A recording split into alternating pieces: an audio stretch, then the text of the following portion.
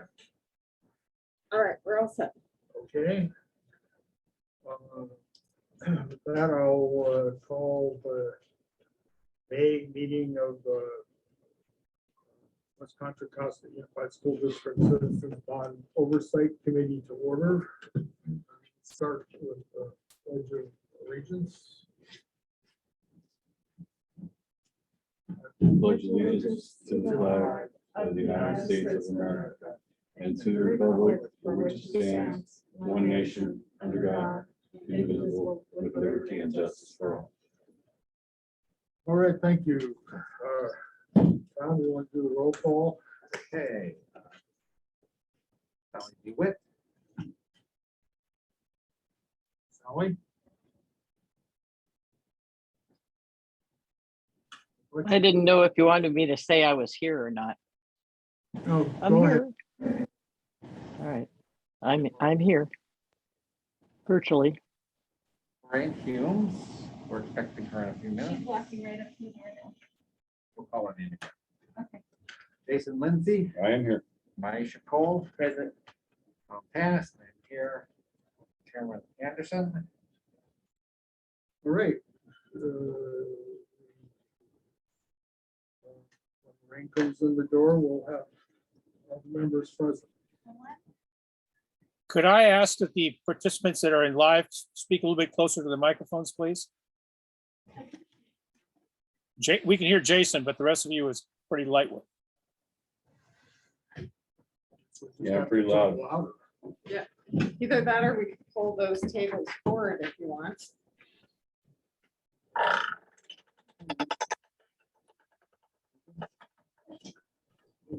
Can I help you there?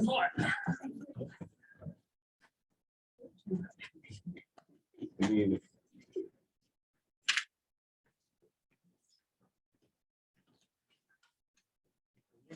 Hey, just note that the rain joined us shortly after right after Everybody has the. that concept of 6 feet. I don't know what you're. I'm okay. Okay, as long as you're comfortable, I'm great. All right, the first item is approval of the agenda. I do have one change we're going to have to make in the order because of, we're gonna move the audit reports to ahead of item F. I have a couple items also. Okay, I'm wondering if we can discuss the two aligning bond audit items sequentially. I think that would have a better flow of conversation. which item are you talking about? I'm sorry. Talking about your resolution? No. So I think those are just presentations. item IF is essentially the previous presentation from our last CBOC meeting. I provided some minor updates based on the last presentation, and then I believe the other aligning audits presentations in the packet as a resource because it wasn't posted 72 hours before the last meeting. Okay. So do I understand, Tom, you wanted to move the item I, everything in item I? Well, we have Chrissy White and E. Bealey. Both J and K, we'll have those back at the very beginning. That's what we're asking, yes. And then we'll pick up with consent items after that. Okay. And also, I would like to pull the minutes for November and March again. I still have a couple questions here. Okay. Maybe the other committee members can enlighten me. March. And November. Okay.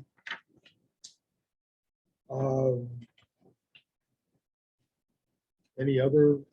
That's it for me. Discussion. Oh, just a couple of items regarding the agenda. I don't know how easy or hard this would be to do. It would be so nice if we had a agenda packet that was sequentially numbered from page 1 to 196 or whatever the page numbers were. And those were reflected in the agenda itself, so that if you look at item K, you can see it starts on page 93.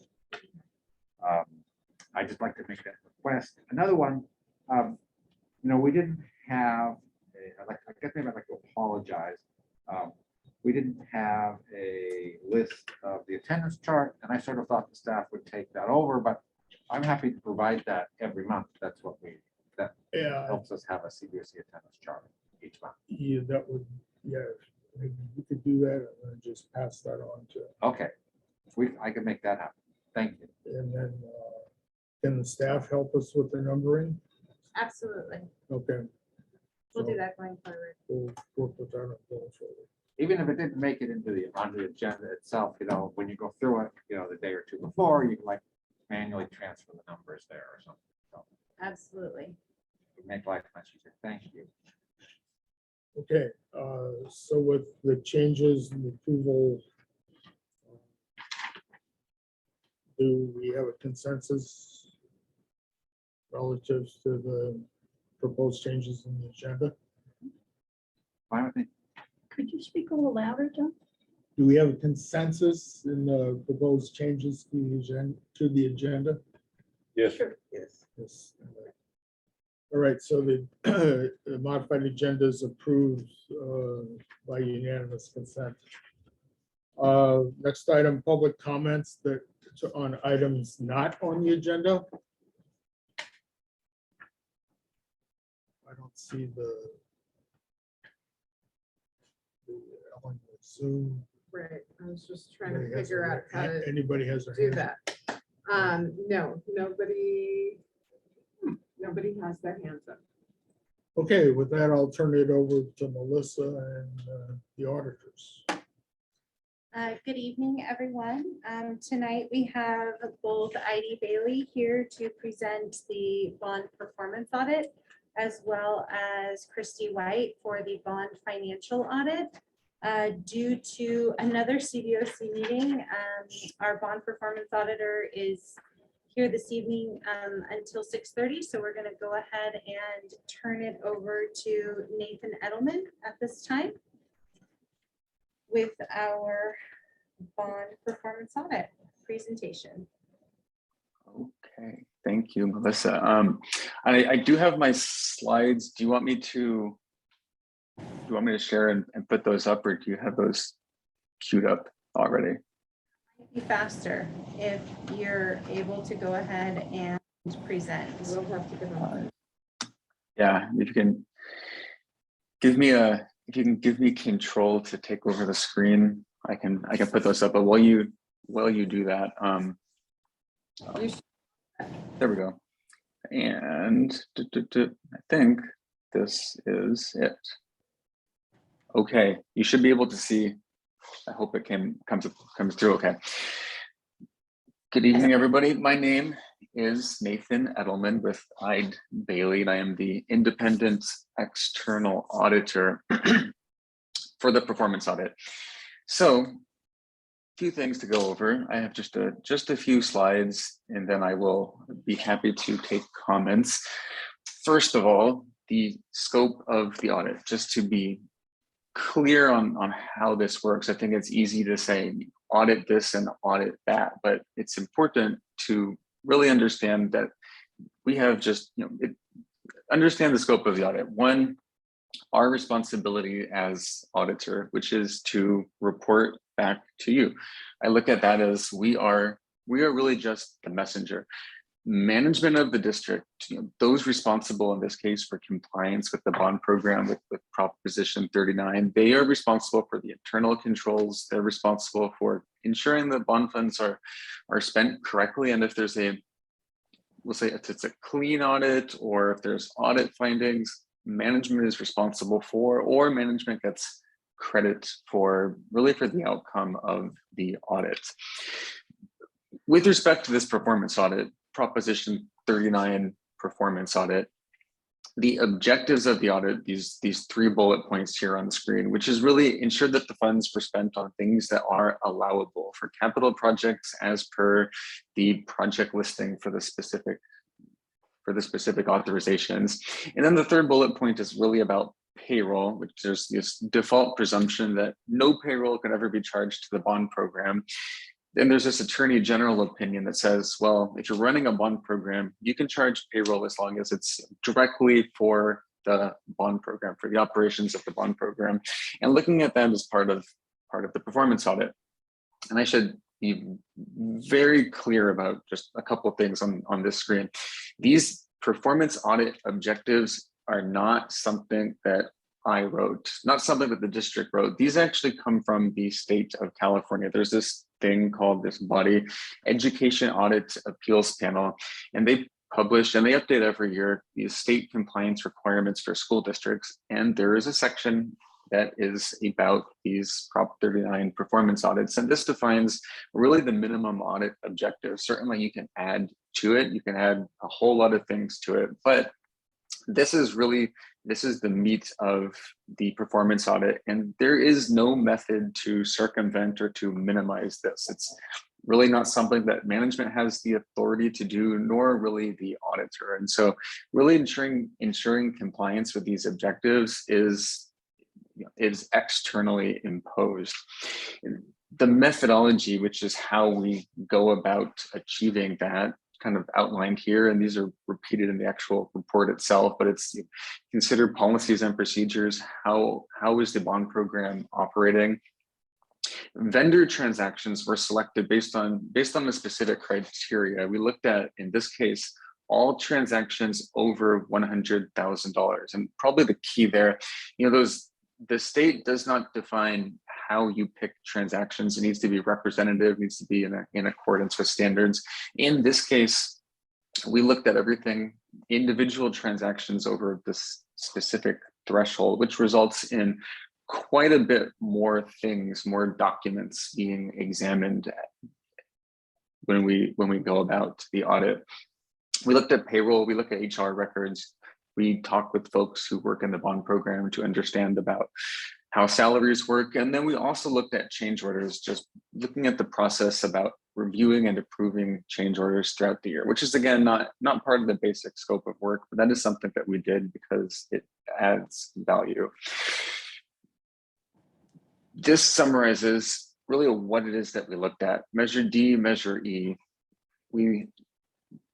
I guess for the way you'd read it, Measure D, 17,851,000 would be the sampled dollar amount of the transactions, and for Measure E, 254,000 versus the total dollar amount that was incurred for the year of that, 21.8 million Measure D, 557,000 for Measure E. So that results in 82% of the dollars that were spent during the year, fiscal year ended June 30, 2021 for Measure D, and 46% for Measure E. With the differences in percentage as those bond measures become older, the nature of the dollars, the types of transactions tend to be a little bit different. So results in a different percentage just because that bond program is starting to wind down. And then the results of applying all of this, the first one is, one, look at prior year audit findings. There's a requirement to follow up on prior year audit findings. And there was one from the 2020 report about time documentation. That was a finding that we actually wrote, so we have a pretty good understanding of that finding. And that finding is not repeated in the current year, which really means that, you can see at the bottom, current year status resolved, meaning and as the, I guess, brief refresher, there was a finding about accounting for salaries and being able to account for split funded salaries that are charged directly to the bond program. And that was implemented during the year. So finding is not repeated for the current year, which brings me to, is it going to change? Oh, there we go. Current year performance audit conclusions. Whole thing summarizes down to these 4 bullet points, which is that expenditures align with the voter approved bond project list. Payroll expenditures are consistent with that attorney general opinion. There was evidence of compliance with the public bidding with the procurement documents that we looked at, and similarly change orders showed compliance as well. So those are, when you have a performance audit, you don't really rank things like positive, negative. It's report out the results of the audit, and that's what this is. So those are all clean those are all positive outcomes, I guess, if you were to put it that way. So with that concludes, let me turn this thing off. That concludes my presentation. So I don't know if the intention is to also go over the financial report. Otherwise, I'll turn it over to questions and comments from the committee members. If we should, if these 2 Yeah, minutes, we should have questions now. yes. Okay. Oh, I have, Lorraine? yes, hi, Lorraine Humes here. I had given you some written questions. And the one on the scope, the past comment about the salaries was not listed in your scope. And I think it should have been. You did the work. I mean, you know, later on you explained in your answer that you did the work. But there should be some flow from the last audit to the new audit, so that you state, yeah, there was a problem there. We checked into it, look in numbers 8, 9, 10, whatever it is, and we have found that there's no default in that, deficiency in it. And I would like that sort of thing done. Is it possible, you have it on your slide, is it possible to put addendum or something to this report before the board votes on it? And just say that in there? I missed the very first part of what you said. I guess you're referring to the prior year finding, the one that I mentioned in the slide. It's not possible to really have an addendum to the audit. Kind of, you know, the report is finalized, but within the scope of work, I thought if you have it on, is it page 4? Yeah, the bottom of page 4, which is objective number 2 on the actual report, that's referring to salaries. So that would be the objective that in prior year resulted in the finding. And if the finding were to be repeated, if the finding condition still existed, that would result in a finding being reported for the current year. And then within the results, which numbers was it? Number 7 and number 8 is referring to the testing of salary. So your point is valid. I guess I can keep that in mind for the future. Explicitly note follow-up and prior year findings, but it is within the current year report scope as well as the results of the audit, results of the work. The scope sounded as if you didn't find anything wrong last time, like you didn't even mention it in the scope. And that's what it should be if you have it. I know I sent you the reference from the GAS, and that was for financial, but it states in there that the scope should state that. Yeah, the scope of work needs to include follow-up on prior year findings, and then the reporting requirements are a little different than the fieldwork requirements. Second question I asked you was about, I asked both you and the financial. There's a government law that I sent you, and it states that one partner can only do an audit for 6 consecutive years.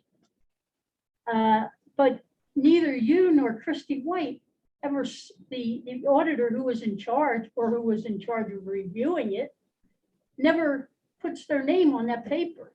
So how do we know that this is being done? Yeah, it's a good question. And you'll never, the way that these reports work, just universally, there's a signature of the firm and you have the kind of the city where the auditor practices, I guess. I don't know if there's a way for a member of the public or for anyone kind of outside the district to know just by looking at the actual reports. It is certainly the case that the district is responsible for ensuring compliance with government codes, and all of the auditors that participate with these, not just school districts, but all local governments in California are pretty well aware of these requirements. And there are things to ensure compliance. For me, I can only speak to myself. For me, this is my 2nd year. So I have, I guess, quite a while to go before I hit that limit myself.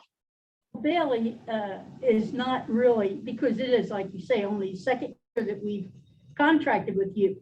But there's got to be something either in your contract, some paperwork. I mean, you're not going to accept, when you're doing an audit, you're not going to accept our people saying, well, we know about it, we did that, but there's no proof of it. So you've got, you know, we trust that you're doing it, but you've got to verify that you're doing it. So I'm going to send a letter to our district saying in the future, you should have some way of being able to bring this document to whoever was in charge of reviewing it or doing it or leading it. But thank you. That's all I have. Tom?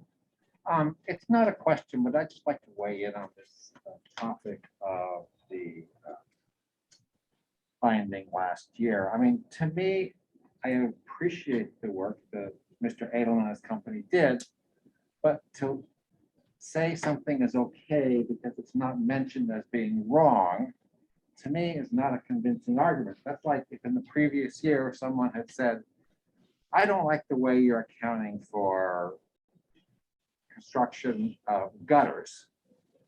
And then in the current year, if you didn't do any gutters, no one would know, well, did they fix that or not? To say that there's something not in a report is not the same as saying, we verify, we audited the process, which you appear to have done, and put in your report that you did verify that this is no longer an issue. That's just like my comment. I know Mr. Edelman has stated his position, the position of his firm. I don't think he's going to change. It's really unsatisfying to say it's not there if there wasn't. It's fixed. Yeah, I guess the only thing I just repeat, you know, the objective is certainly there, and that's number 2, kind of the bottom of page 4, and it's also repeated within the methodology and also within the conclusions. So it's always room to write more, I guess, but it certainly is in there for the current year. And I would just like to share kind of a response from staff.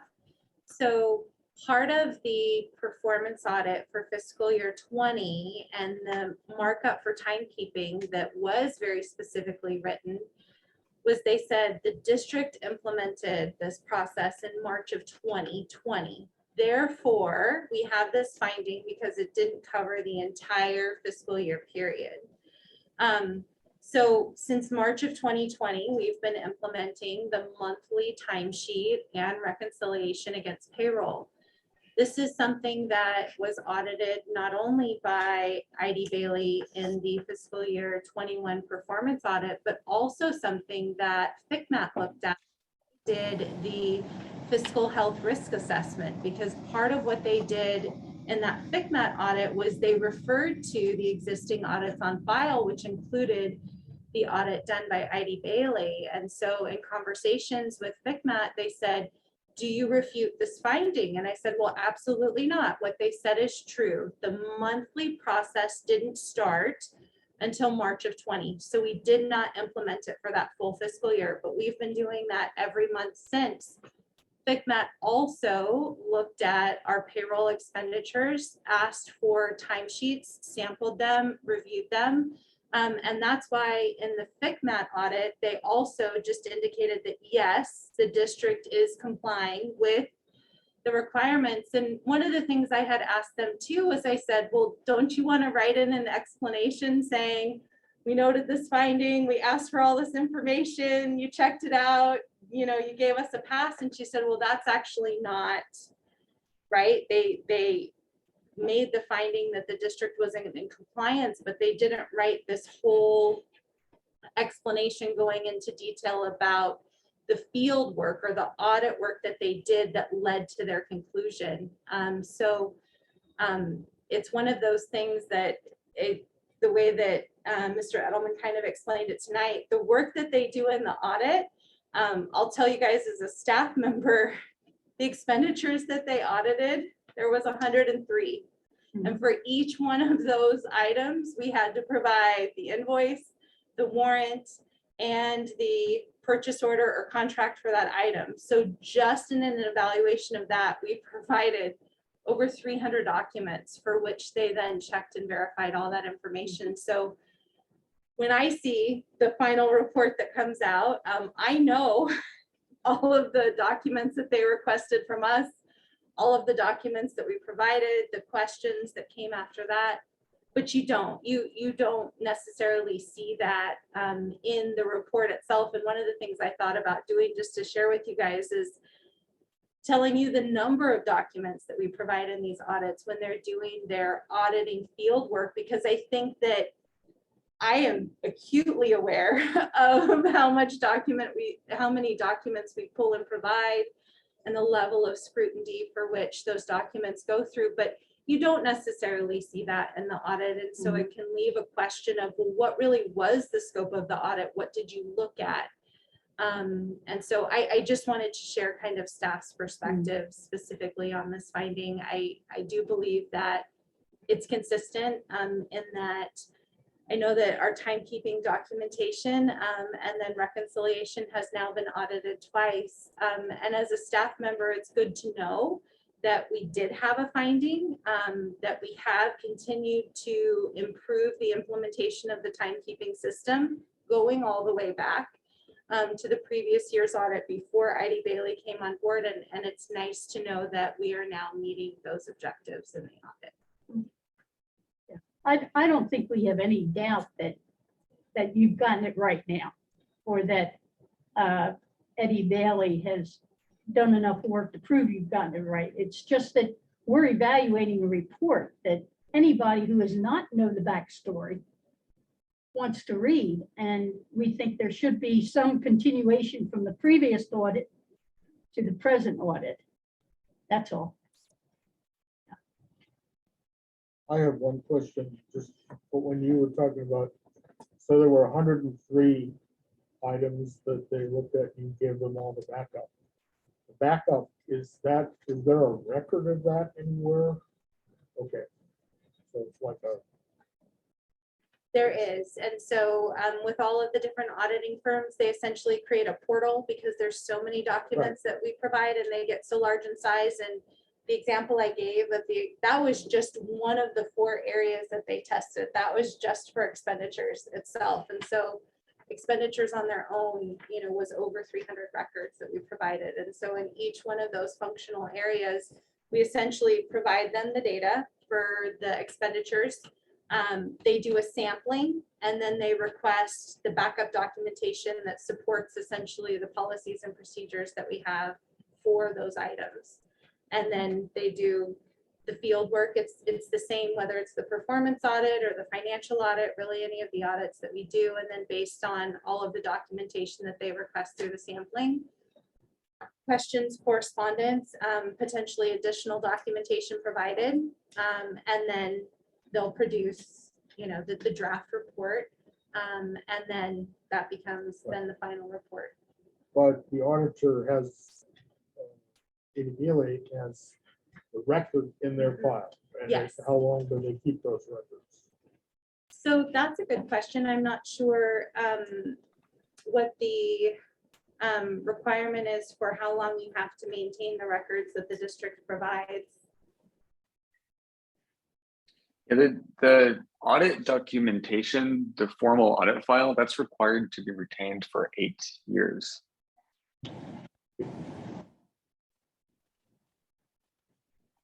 also have hands in the audience.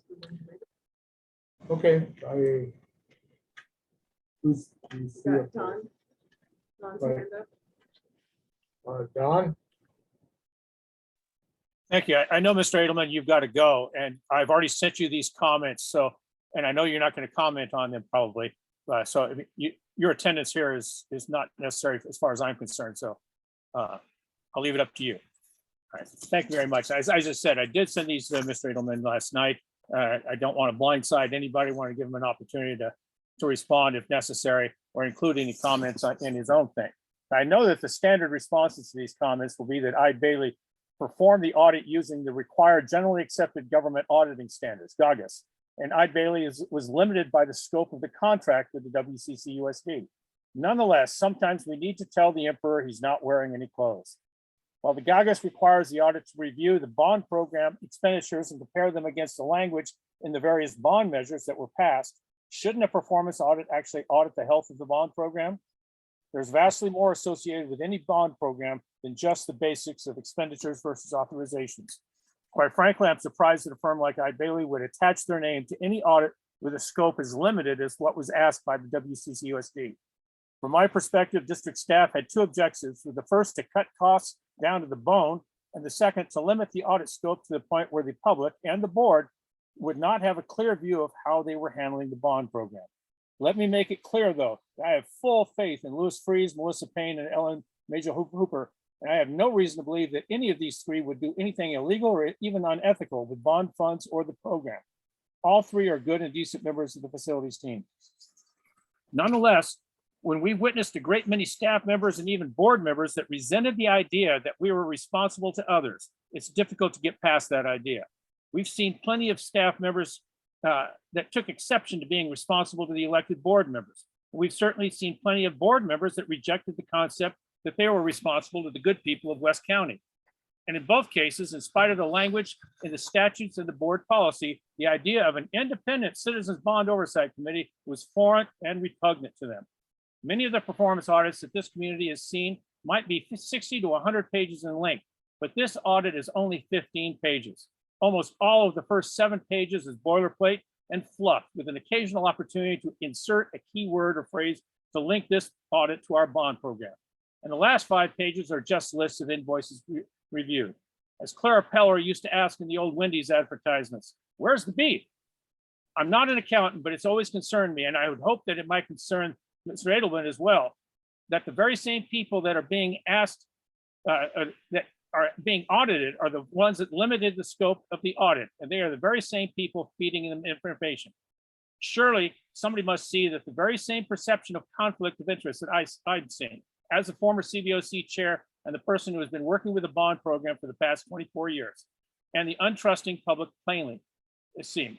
The actions of the board and the district exude a perception that something is going on that the district wants to keep from the public.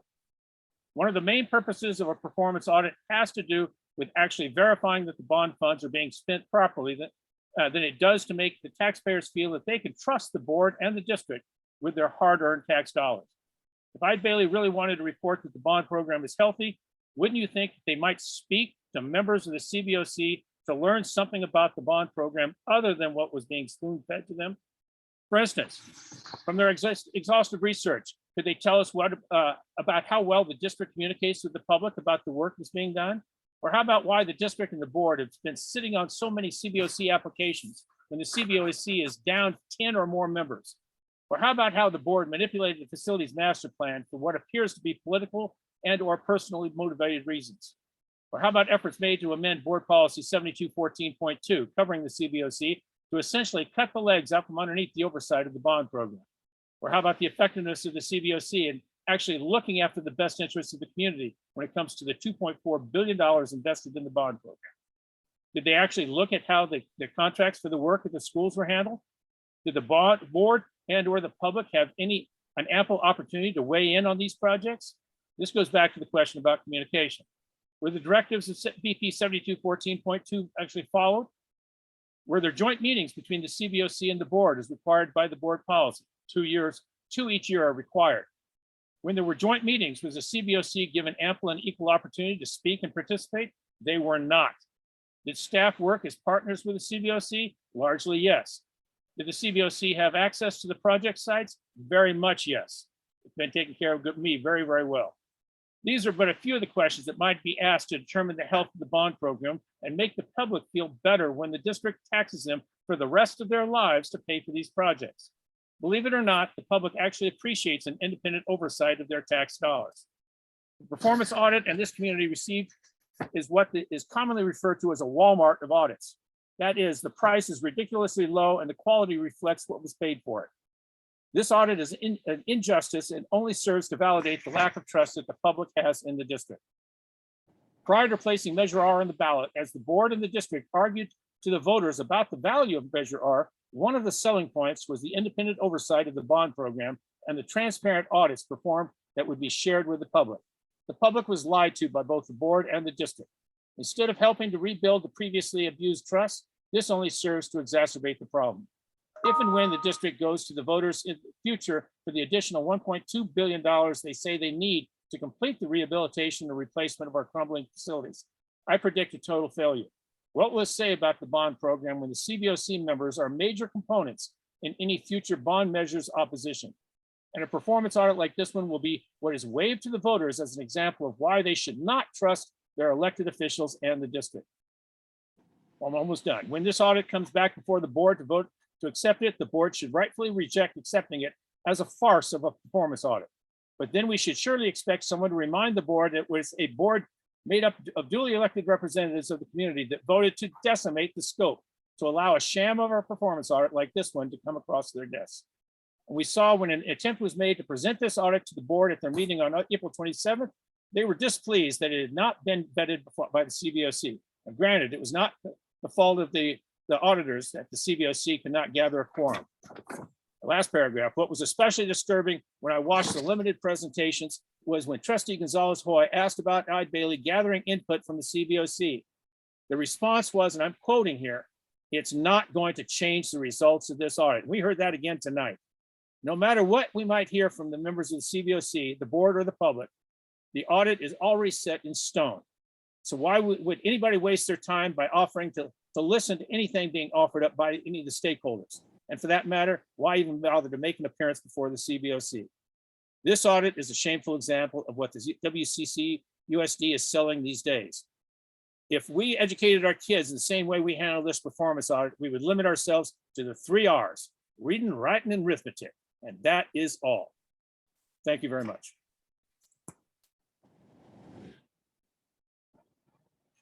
Are there any others? Any other comments? That was the only hand. Okay. All right, do you want to have the next auditor? Yes, so that concludes the presentation for the bond performance audit. I'd now like to introduce Mr. Michael Ash, who will be presenting the bond financial audit. Good evening. Can you hear me okay? Yes, we can hear you. Would you like to present your own presentation? Yes, I have it up. I'll share my screen. Okay, thank you so much. You're welcome. We can see it. Looks Okay, great. perfect. Well, good evening. I'm Michael Ash, partner with Christy White, and I'm here to share a quick presentation about the financial audit for 2021. I want to apologize in advance. I do have a little bit of a cold, so if I sound stuffy, that's why. So I just have a few slides to cover very quickly, and then I did want to follow up on, it was the same question that was asked of the performance auditor about the audit partner's name versus the audit firm. So I have a little bit more background on that. So the first thing is on the audit objectives for a financial audit. So one thing I always like to point out is the financial statements themselves are the districts, and what are the auditors are the opinions, and then if there are any audit findings. It can be a little bit confusing because the auditors, like our letterhead is everywhere through the report on the opinion. And so a lot of people think that the audit report is, the financial statements are the auditors, but they're actually the districts. And then what we give is our auditor's opinions. Now we have some expertise in what needs to be in a financial audit report. So we do take all of the information that the district gives us and we do compile the financial statements for them. So we put together the, the statements and then the notes to the financial statements as well, because there are certain requirements that have to be there. And this is just an example of the independent auditor's opinion. So the opinion is the ultimate objective of a financial audit. One thing to note, this year you'll note that the opinion paragraph is down buried, and it's been that way for a long time. Down buried in that auditor's opinion page. Well, next year for 2022, there's a new auditing standard that came out. that is changing the way that the auditor's report will look. So next year, which I think is a great idea, that opinion will be front and center and right at the top of the opinion page. So now it's kind of buried, but so this is an unmodified opinion, and it just means that in our independent auditor's opinion, the financial statements are fairly stated in all material respects. Now, materiality is a concept for financial audits. There is sampling involved in audits, so it's not absolute assurance. It's what's called reasonable assurance, but we perform procedures and comply with all the auditing standards in order to try to support that opinion the best that we can. And then finally, you'll note that there's another report in the back, and what's that? That is called a yellow book report, government auditing standards report. You hear it called an internal control report. So all Prop 39 financial audits have to be performed under what's called government auditing standards. There are some independence things that we have to comply with, some CPE for our staff that we have to comply with. The main thing that you see in the report, though, is that there's that report that accompanies the financial statement. And what that report is on internal controls over financial reporting, and then non-compliance that could have a direct and material effect on the financial statement. So what government auditing standards says is that the auditor does not give an opinion on internal controls or an opinion on the compliance.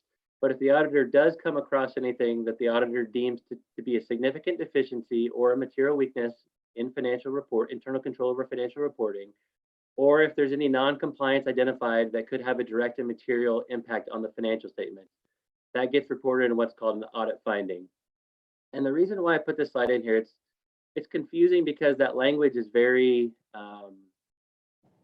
I want to say strange, and it sounds like you're only giving, a limited this and limited that, but that is the language. If you look in any financial audit, that's the language that has to be in there. So that's the government auditing standards language. So government auditing standards, they've determined that giving an opinion on internal controls would be too costly, I guess, is the reason for that. Now, I know a lot of public companies with Sarbanes-Oxley get the opinion on internal controls.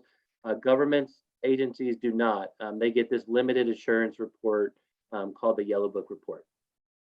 So that's my last slide. I did want to talk about the same question about the auditor firm name versus the partner name. So with government code, and it's been that way longer for school districts and reports that get submitted for the overall district. So an audit partner can only be involved for 6 straight years, and then they have to rotate off. So when we, with our partners, we sign the firm name in our signature. So you could tell I think it was this is my 4th year, so that would have been between the 2017 and the 2018 reports. You can see, even though it says Christy White, it's a different signature, and that's how we differentiate it there. And so what we have is we have a schedule of partner rotation for all of our clients. It's a robust schedule that we go through. We just went through it last week for our 2022 audits. And it's just making sure that we don't have any rotation requirement issues, making sure that no partner is engaged with an audit for 7 straight years. You did ask if the partner's name is identified in the engagement letter. And yes, it is. The partner's name is in the engagement letter. However, those engagement letters tend to be multi-year. In this district, it's 3 years. So just because that partner that signs that engagement letter, there could be a reason why that partner changes year to year. It could be, internally, you could promote partners up with our firm, or a partner could leave the firm, or there could be some other reason. So the name is in there, but that's not going to necessarily give you for sure who the partner is that signed the audit. The district is aware of it. A lot of our school districts are not aware of it. This district is. They have asked me before, what the partner rotation requirements are, how many years that I've done the audit, and when I have to rotate off. But a lot of districts are not aware of it. The state, unfortunately, does not have any type of tracking or anything of the partner name, which I wish they had, because it does put a lot of pressure on the auditors to make sure that we're in compliance, and then also on the district to make sure they ask. I know that, again, public companies, I know they're required It's still the firm name in the report, but they do have a separate document that they file with that report where the partner name is actually listed. But there is nothing, unfortunately, with that with government. So I thought that was an interesting question that was posed to us in the questions that were asked. So I wanted to give a little bit of my opinion on that, a little background on that. So, and with that, that is all the slides that I had. I'm happy to answer any additional questions that you might have. Any questions from the committee? Yeah. Hi, I had asked that question about the signing, the manager, et cetera, and the answer that you gave in your reply just does not seem adequate. Just because a different person writes Christie White Associates, what do we need, a writing expert to say, oh, that's somebody different? You know, there's got to be more than that. And it is our responsibility to make sure that you're following the law. Now, you were talking about having conferences about the rotation and all. Do you have something in your paperwork that states who was the person in charge? Yes, we do. So each audit binder will have the partner signature and the partner sign off. We also have a report flow that will have the partner that's signing off on the report. And the district is well aware of who the audit partner is each year because it's the person that's dealing with them. So yes, we do have all that internally. I thought it was a great question. I do think that the state should have a way to monitor it too, because it's not really clear in government code. So if a firm were, the partner were to sign 7 years, you know, what would happen? It's not really clear that there's any type of repercussions or anything that goes there. But no, we are very well, but we have a robust system internally to track it. But it does put a lot of pressure on the auditor to make sure that you're complying with it when there's no oversight from the state, or, you know, when you do have districts that aren't aware of it. Yeah. Another question I put was for salaries. And your answer was that the salaries are underneath the expenditures, the facilities, acquisitions, and construction. What else is under that? Because that's not obvious that it would be there by that title. Sure. So what that is that that statement, so that would be the statement of revenues and expenditures. That's presented by government function. So within the SAC accounting software that school districts report by, there are government functions. And with the bond program and building fund, it's going to be, the majority of it is going to be under facilities acquisition and construction, because that's what those projects are. Now, if it were presented by object, which object would have salaries, benefits, you know, materials, that type of thing, you would see that breakout more. But it's typical for financial statements for school districts and programs for it to be broken down by function like that. Right. Now, also in your, the only other place I see expenditures is in your note number 6, reconciliation of building fund balance. But that is a different number than the one in the other chart. And then later in your note number 4, accrued liabilities, you have payroll, $81. What's that?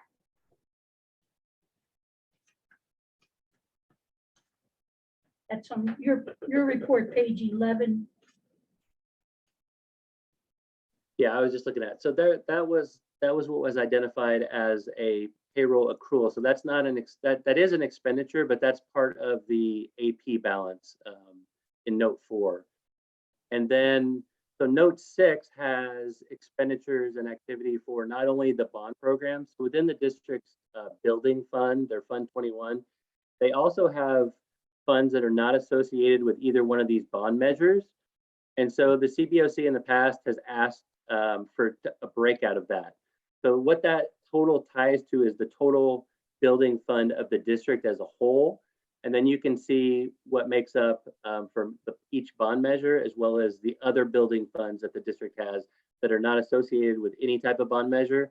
A lot of that is the state school facilities funding that the district receives, matching funds from the state and deposits it. First, it goes into Fund 35 and then gets transferred over to that Fund 21. So that's what that is. And that's why that number is different than what is reported on the face of the financial statement. Mhm. Right. Okay, thank you. You're very welcome. Tom, None for me. none? Do we have any hands up? I do not see any. Is that- Okay, well, thank you, Michael. Thank you. You're very welcome, and I appreciate the invite, and I hope you all have a great evening. Thank Okay. you. Okay.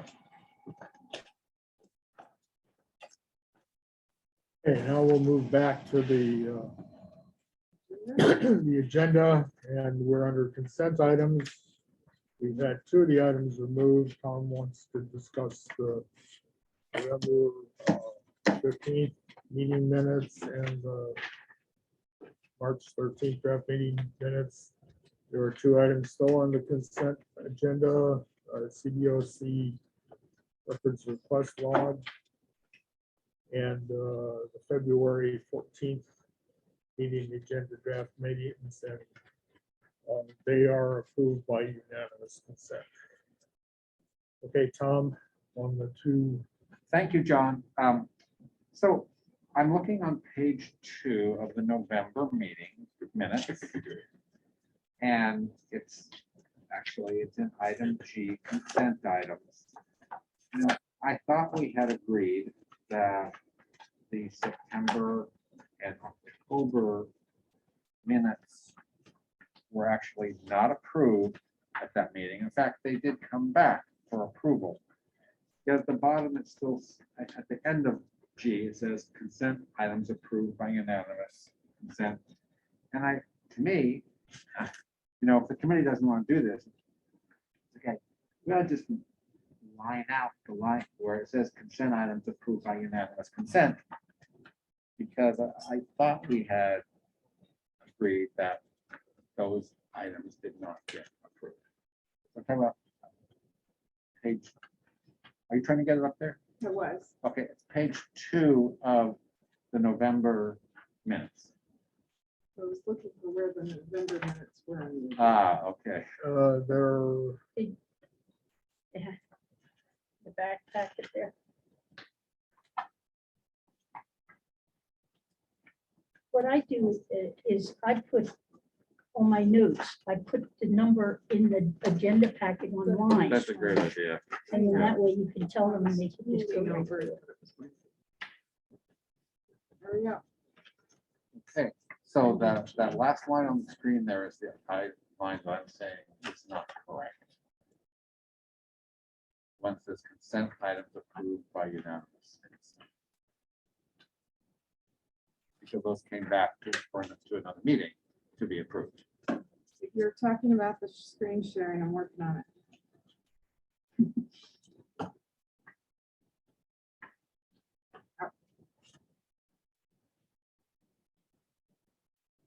So when you're ready, we have a hand raise.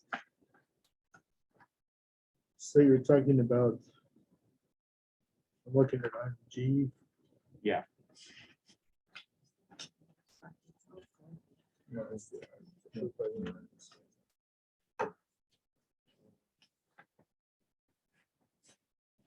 Okay. well, So your suggestion is to strike through? Strike through that. And I'll just say, as long as, I don't know why I never noticed it before, as long as I was looking at these things again, I noticed that the very first line in the minutes on page 1 says agenda, and it should say minutes.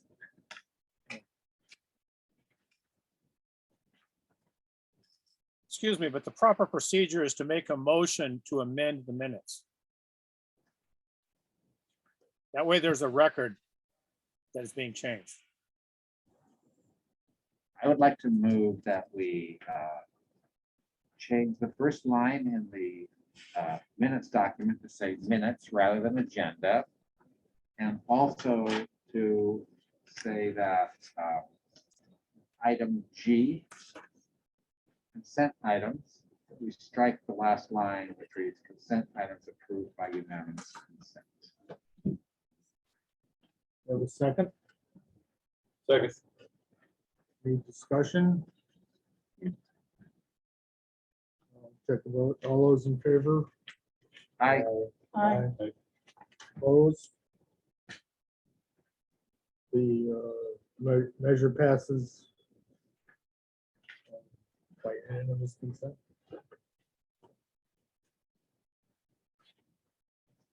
Okay, and then Okay. I also had a few comments on the March minutes. I have a number of things here. It might be hard to do a motion on them. Let me just run through what they are. So, John, you can give us your opinion on what we should do. It'd be great if we could say when this meeting started, which was at 6:05. That's item B on the first page. Also on the first page, item C, roll call. We have 6 members, not 7. And then going back a couple pages, page 4, under item M, which is halfway down, sub item B, we've got questions to the Brown Act, notes that the stuff's attached. I don't think it was actually attached, but also, since it's not like something we passed, it was already attached to the agenda. I don't know that it actually would need to be attached to the minutes, although certainly we can do that. But like, if we say it's attached, it really should be attached. The same is true in item O. Both items A and B, that's on the next page. So we didn't have either of those things attached. And I'd be curious to know if other people think this stuff even needs to be attached, since it's not something we passed, it's not a resolution we did, it wasn't a motion. They were, It was just like an information report that was already attached and they were attached to to the minutes, To but the- not to to the the agenda. agenda, but not to the, yeah. they weren't attached here. Mhm. I'm not like saying it's bad, like, I personally don't think they need to be attached here, but like, No, so I don't know, John, if you have a thought about that. And also just note that the meeting ended at 8:10. If you want, I can just take these, work directly with and work with the staff to get this, Sylvia. get these items fixed. I mean, I just wonder if other CBOC members have the item about, do we need to attach these things again or no? No, because the agenda is already You can refer to the out there agenda. as public record. Okay, okay. Thank you, okay. Okay.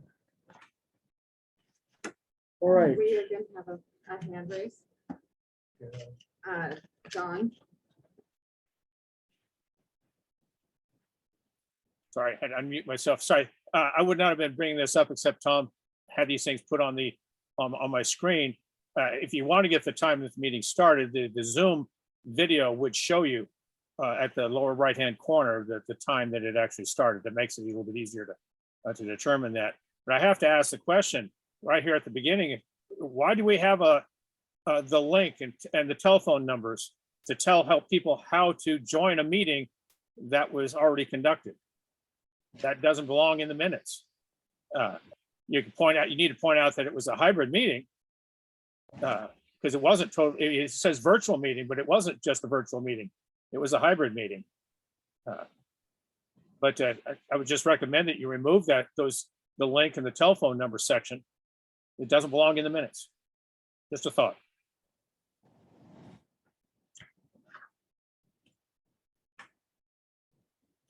Are you gonna work with staff? I will do that, yes. I appreciate Is that- these comments. Is that telephone number and access and all that consistent from month to month to month? Doesn't change? Then it doesn't hurt to be in the minute. One of the things that I think would be nice to provide in the minutes is the link to the Zoom meeting that eventually gets posted Oh. to the district's website.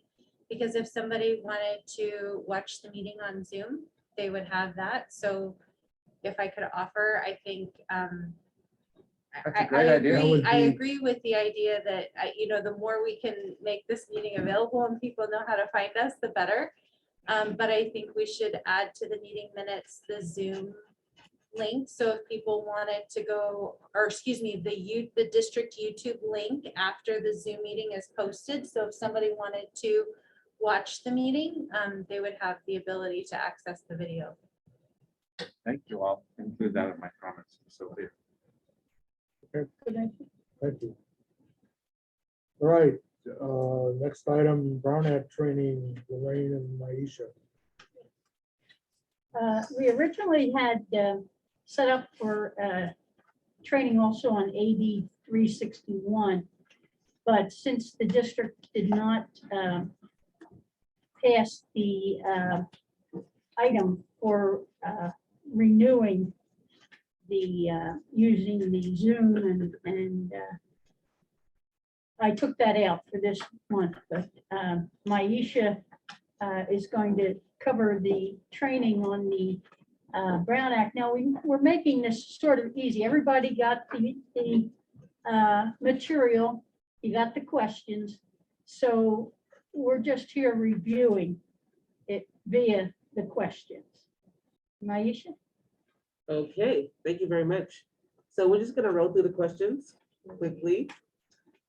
I'm not sure. Is everyone happy? Well, it doesn't matter. We should all be experts on the Brown Act. So who can tell me the purpose of the Brown Act? It doesn't have to be a legal definition. It can just be To prevent collusion. to prevent collusion. Okay, that's very legal. Anyone else? To make sure the public's adequately informed about what will be discussed at a meeting and when it will be discussed. Okay, perfect. Ding, ding, ding. So the purpose of the Brown Act, in general terms, is to allow the public to have access to the meetings of the local government, just to make sure that nothing inappropriate is happening and to make sure there's oversight. All right, what is the time notice that must be given for a public meeting? 72 hours, Perfect, thank you. which makes it difficult sometimes because it's so short a turnaround for the committee. Yes, it does make it difficult, but that's the law. All right. Would a series of phone calls to discuss a specific issue constitute a meeting under the Brown Act? So, for example, if someone called 5 members of the school board, would that be considered a meeting? Yes. Yes. Yes, thank you. And you want to explain why?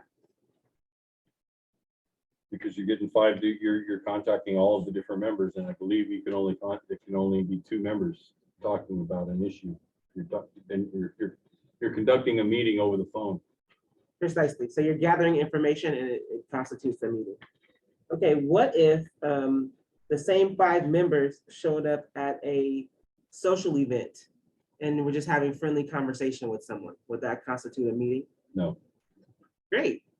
All right. No, it would not. Okay. I apologize. My allergies are bothering me.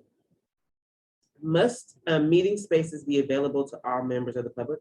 Yes. Yes. Yes. Okay, thank you. Is it legal for a school board to require members to register with their name and contact information to address the board on an agendized item? No, it No. specifically says not allowed to do that. Wonderful. No registration is required. May time limits be imposed on public comment? Yes. Yes, perfect. Can I ask a question about that? Yes. I mean, I know we're not here to disseminate what the law says. It says what it says, but that the previous question about registering, it seems a little confusing to me. Anytime I go to a city council meeting or a planning commission or anything like that, and you have to fill out a speaker card, and in that speaker card, they want to know your name and what city you live in, and sometimes they want to know your address and contact information. Isn't that the same thing as registering? Technically it is. So you have the right to say no. You have the right to address the body. I think So they're so you're saying that that's all voluntary? They'd love to get it if they can, but I not mean, required. legally it is voluntary. They have the right to ask you, and they're gonna say their reason for doing this is to keep track of who's speaking. That's what they're gonna say, but you have the legal right to say, I don't have to do this. Just like Costco, you have to have a Costco card to go in Costco. But legally, you can go in and use the I center. You can buy alcohol without a Costco card. But you don't know that because they're not going to tell you because they want you to get a Costco card. So the body's not going to tell you, you don't have to register. They're going to want you to register so they can have your information. Matter of fact, at our school board meetings, they have a thing where you sign it if you want to say something. and you say what topic is and everything on it, yeah. But you, like Maisha said, you don't have to do that. You'd have to put your name on, so then who to call on. Very good question. Okay, so can a closed session be called for any reason? No, you're shaking your head, no. Why not? Only for certain things, personnel, property, and a few other things, Litigation. litigation. things. Perfect. So it's only for a limited reason. So litigation, property, things that are confidential and that the public doesn't necessarily need access to immediately. Employee reviews could be another big one. Yes. Okay, so may an employee facing appointment, evaluation of performance, or discipline request a public hearing? Yes, Yes, they do have the right to request a public hearing. Must a local agency maintain a minute book for actions taken during a closed session? Yes, session? Closed session. You said yes, for action taken. not required. According to the law, it's not required. However, it's probably recommended, but it's not required. Is it I have required it that they down be here. reported out? Hmm? It's required that they be reported out, isn't it? Well, I mean, that's my reading. What do you have, Lorraine? In the FAC thing, it says, a local agency may maintain a minute book for action taken during a closed session, but it is not required to do so. And it has a reference 69, which has all the quotes on it. Okay, thank you. I think it's probably a law citation. Government Code 54957-2. My memory banks. Okay. Has anyone ever been successfully prosecuted for a violation of the Brown Act? No. I don't know. Are you sure, Lorraine? I'm joking. The answer is no. Lorraine is correct. Okay. What types of actions can be brought to enforce the Brown Act? So as you see, A, a suit for past violations, B, a suit to stop ongoing or future actions, C, a suit to avoid an action taken, D, none of the above, or E, all of the above. E.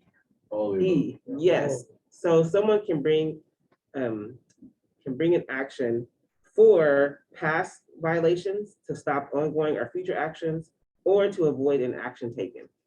So those are three things that an individual can do under the Brown Act. May a county or They've city, never been successful, I'm sorry, go ahead. but they've never been successful at it. Oh, well, I don't know. I'm not a Brown Act expert. I do know the mayor of Concord getting suspended or something like that. That story from him.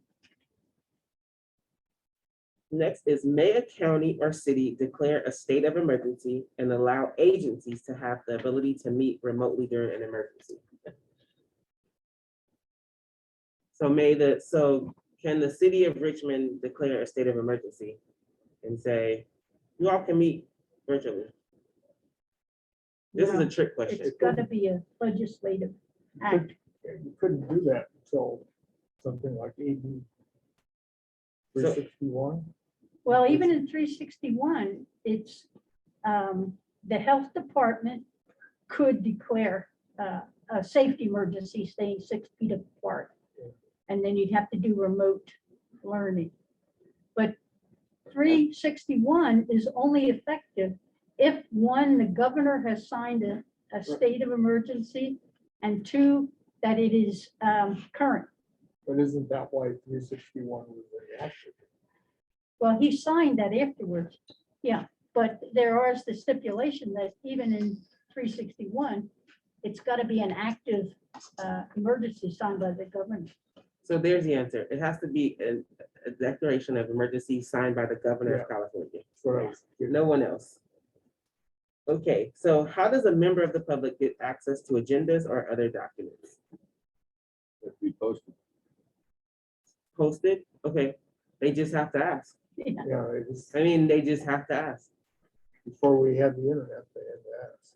Yes, so, Because it's all public records. but now they can do a search, but the key is people have access to the information. They just need to ask for it. And that concludes our Brown Act training. Yes. One down, one down. Woo. Check Thank that, you. check that off your list. Elaine. All right, I'll turn it over to Tom on audit schedules. Okay, so we're still missing some dates here, and I don't know if the staff has been able to make any progress filling those boxes in. I mean, some things have actually passed, and so like they're never gonna get filled in, I guess. But we're still missing certain dates and activities on here. Do we have any kind of an update from the staff on this?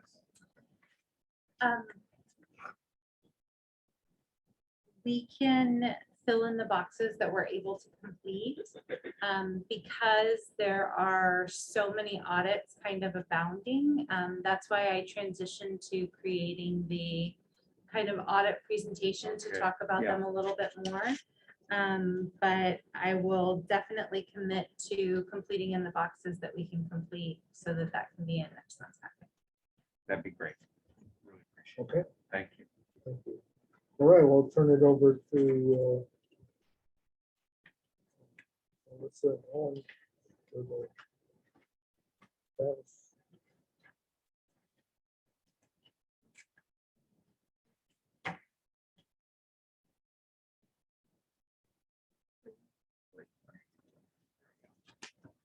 Good evening, everyone. It's good to be here again. It's always fun to report out on the core of what we do, right? Is we do projects. And so overall, our project status update, we have in planning still the Kennedy and Richmond master plans. So we've gone through the process of going through the focus groups to be able to vet out some options, and they're currently being cost estimated. And then the plan is to come out to the broader community once we have the cost to present with the options. As far as design projects go, we have Collins Elementary School, Critical Needs Project to HVAC. It is in DSA, so we're pending approval there. Hercules is in design. We just got the 90% CD set, so we are nearing the finish line of the design process. So those are getting wrapped up and planned to be in DSA in June. Shannon Elementary School is in design. We did get another submission from the architect at 50% CDs, so we're moving along there. Design build.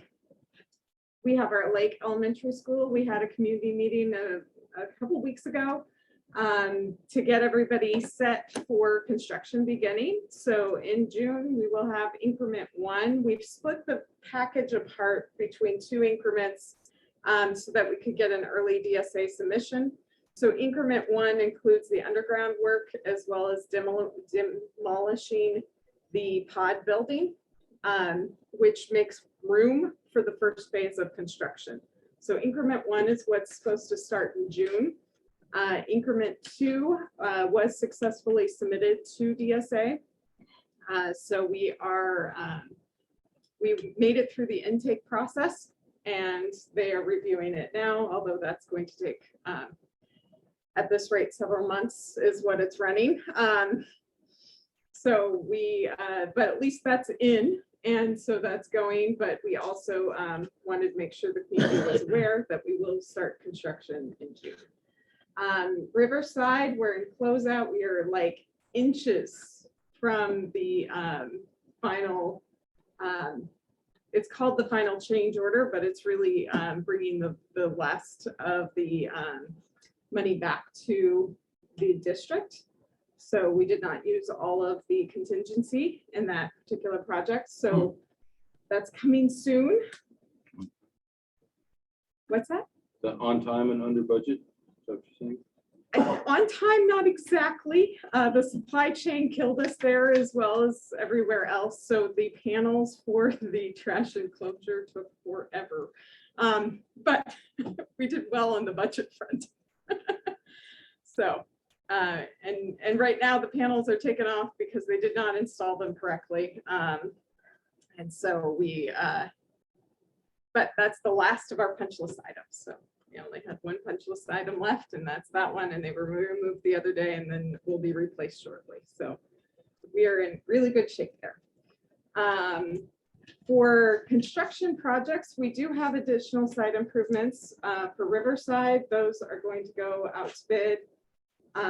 Cameron, HVAC upgrades that are coming with the critical needs is also in the bidding process. Pinole Valley is still under construction, and E-rate is also under construction. So we have more information in a moment with pictures. Yes, ma'am. Riverside is a design and build. Mhm. What do we have to do with the bidding process? I thought they took care of all that. So we have two different Riverside projects. One of them is the design build process. That's the one we're almost totally closed out with. The other one is when we did the project, we disturbed the playground.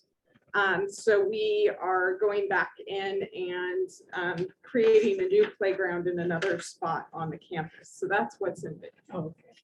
Where's that bid? So E-rate, we haven't talked a whole lot about. So I wanted to spend a moment to talk about this particular project. It is a joint funded project. So the reason it's called E-rate is that is the funding that comes from the federal government. So there's only a small portion of it that's paid by bond, but we supplement with the matching funds that are required to be able to receive the program. And this, and it reoccurs, and it's not exactly annually. It's complicated. It's a 5-year term and different things, but it repeats itself over and over again. So 24, this is the 24th time, right? Around. It's based on the funding year. Right. So this is E-rate year 24 based on the funding year from USAC. So Which is the organization that provides the federal funding. So this time around, the emphasis was on making our Wi-Fi system more robust. We all enjoy the benefits of having good wireless internet. And so we had several schools, 8 to be exact, where we are replacing the wiring so that we can have new WAPs, which we're back there a little bit, but when you see one with the blue dot on it or over there. right here with the green dot right over. Oh, there we go. There's our WAP. What's a WAP? So it's a, Wireless access point. yes. Hmm. And so that's just the thing that sends out the signal that allows us to get the bars on our computer devices, right? And so, but the wires that connect it, like we talk about wireless, but it's really not wireless, right? It's only as good as the blue wire that's connected to that and runs all the way back to our MDX and IDS. And so what we're doing at 8 schools is we're replacing that whole system. So the run from where it comes in to our school building to this device and every other one of those devices across our campus, that's what we're doing at 8 schools.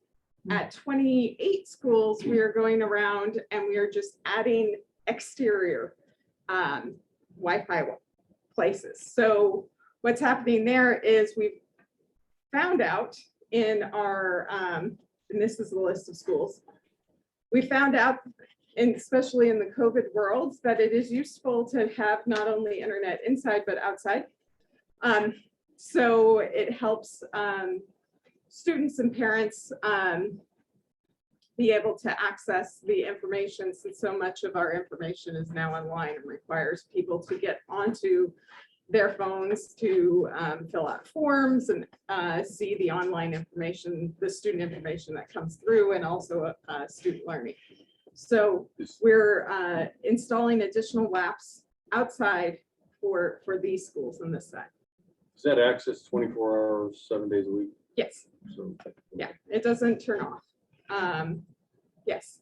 Why what was the rationale that these schools would be updated as well as exterior, whereas these are only getting exterior? So the technology department keeps track of when the wires were originally installed. So all of these data lines, the latest version of them are called Cat 6A. And so they're previous year ones that were installed. And once you get too far down the road of being an outdated wire, it just doesn't have the same bandwidth that it has if you have the latest and greatest wire, right? And so these schools were all struggling in their ability to, you can think of it like a water pipe, right? So we have like this gigantic pipe coming into our school.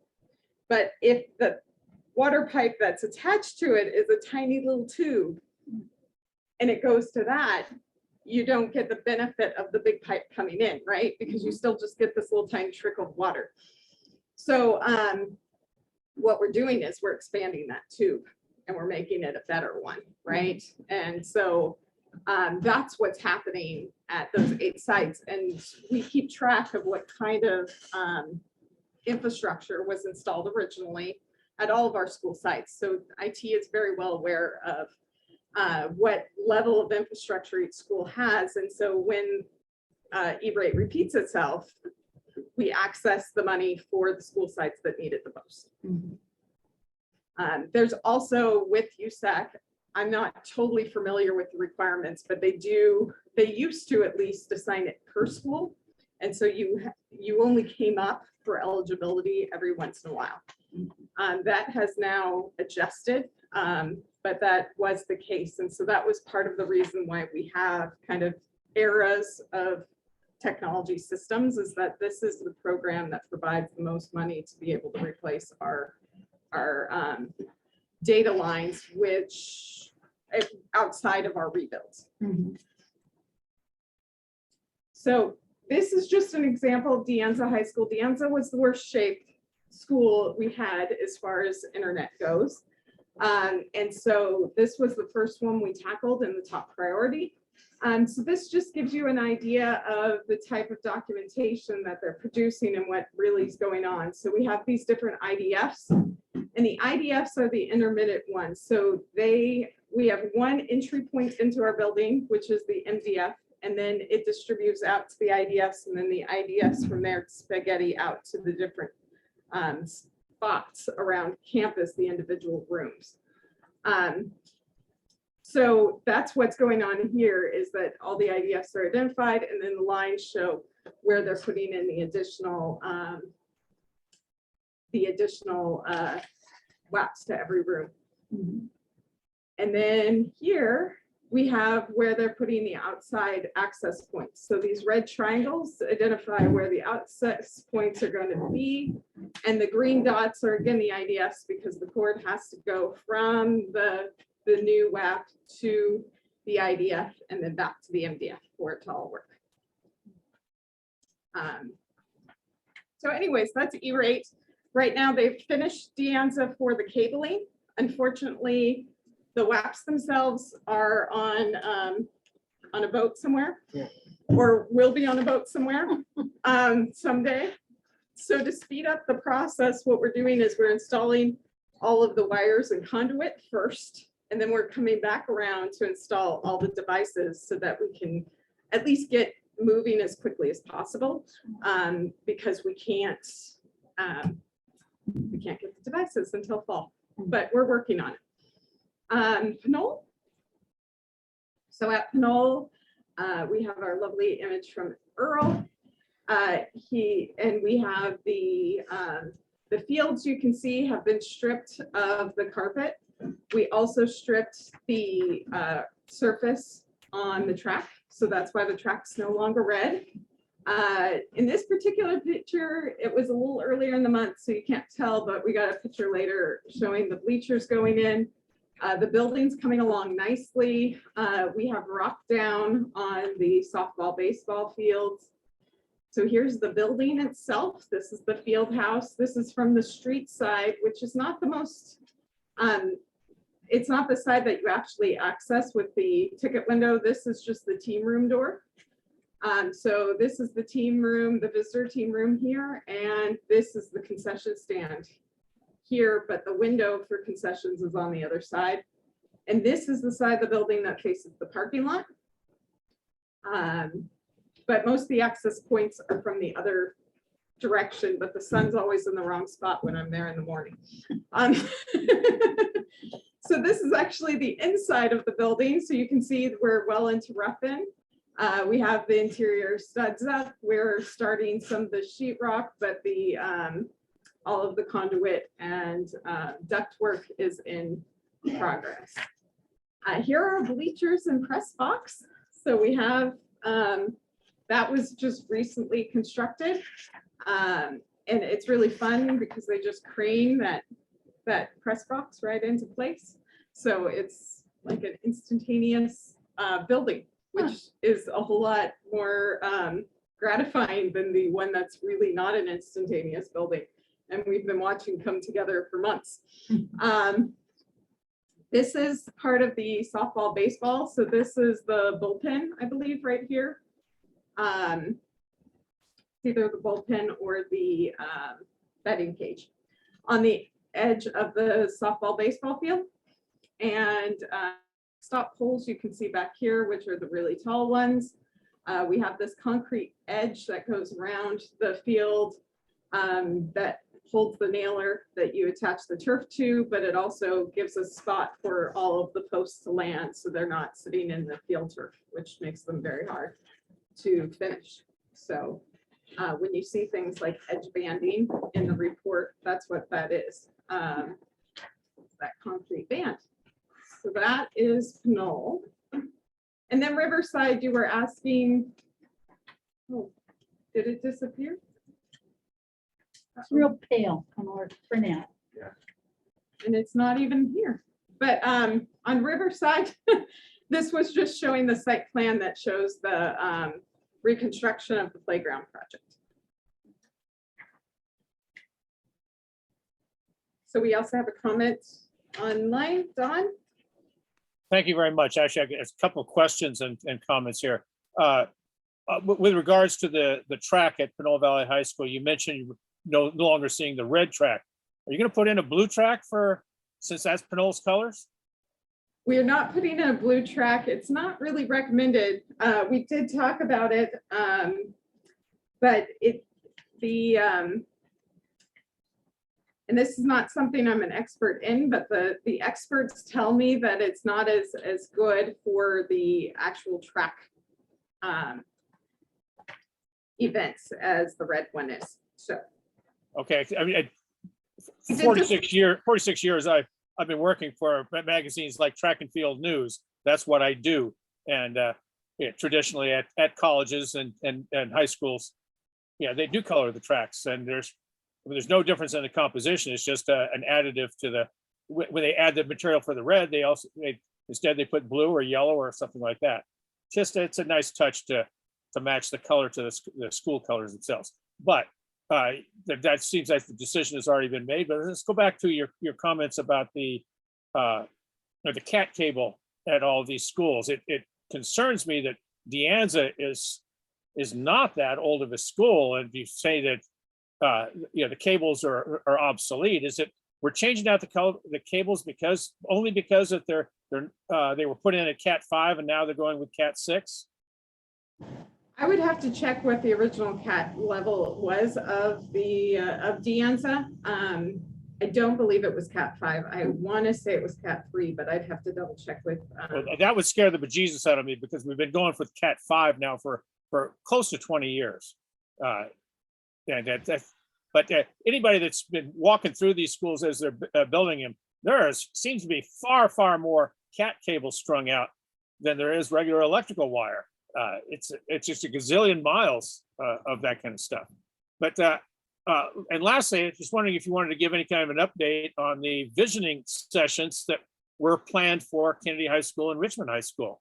I know we were originally supposed to have had them last Tuesday night. And then we found out that, well, they weren't being planned anymore. But can you give us an update on that? So we are still working on the cost estimate. It took longer than anticipated. So that is where we are. Do we have a timetable when those visioning sessions might happen again? Because originally it was March 22nd that we were told for the Kennedy High School. Then all of a sudden it was May 3rd. And although there weren't any announcements made on the district's websites or anything, because there weren't any announcements for the earlier one back in January, February. We had to find out about it when the AP at Kennedy High School posted something on social media. But I know that a lot of people were disappointed with the small number of people that are attending these meetings. And part of it could be that they don't even know about them. I tried to find out about the one on May 3rd. And it wasn't until late that afternoon that I was told that, oh, we canceled that. We never found out that it was actually scheduled. But then I guess it makes sense if you didn't tell the public that it was scheduled, then you don't have to tell the public that you canceled it too. But the word had gone around nonetheless. That's how I found out from other people. But thank you. Well, the focus group meetings took longer than anticipated to be able to get those scheduled. So that kind of pushed back. It all gets pushed back a little bit. And part of our desire is to communicate out to the community the date once it's finalized, and it hadn't been finalized. It was still tentative, and unfortunately we weren't able to make it. But as soon as we have a finalized date, we will be communicating that out.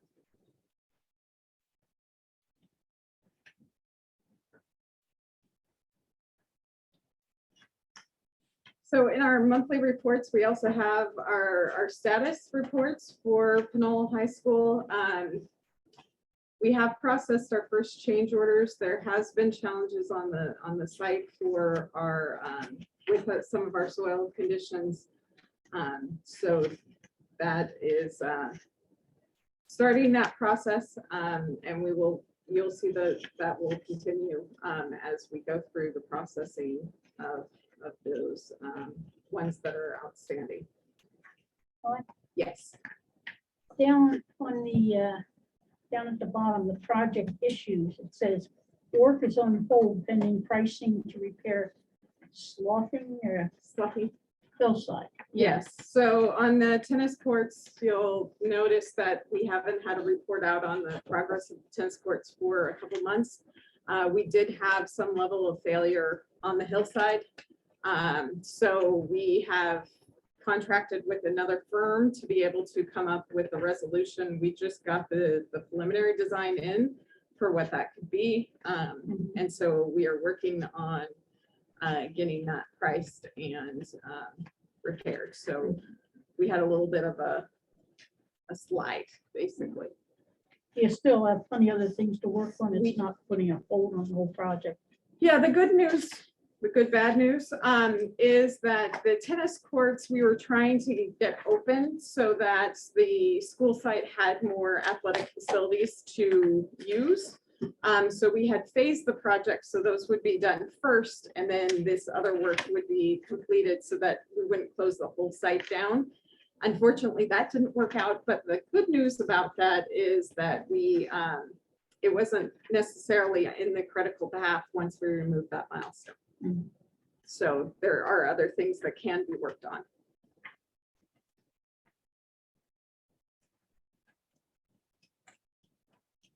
All right, on to the financials. Well, good evening again, everyone. In the interest of time, I'm gonna go a little bit quickly tonight through the financial reports, but you guys know I love to answer questions, so please let me know if I'm going too quickly. Here on our report 13, one of the things that I'd like to highlight that's potentially going to change here in the next couple of months has to do with note 4 and our state facility grants pending state approval. We've actually had some movement on those earlier than anticipated. And so we may see some dollars here before the end of the calendar year, which would be excellent. We've had movement both on our CTE grants that we've applied for, as well as Helms and Crespi are now active. And so one of the things that I was thinking is, as we start to have more movement at the state in terms of those applications, I'd like to bring a presentation to the committee to really share a little bit more with you about all of those state dollars that we're aggressively pursuing, and kind of connecting some of the dots as the financial auditor shared, that other building funds. So when we receive millions of dollars from the state, they go to Fund 35 and then we transfer them into Fund 21. But because they're not assigned to a particular measure, it's additional dollars that we receive from the state, we code them as a 9790. And I'll show you here on one of our other financial reports, if you could jump to page 66. Quick question. Sure. Should that be April 30th instead of March 31st? So it should. Okay. So, well, this report is for March. And so we did have a meeting where I did not have the reports. And so the reports that I'm presenting to you this evening cover February and March. Okay.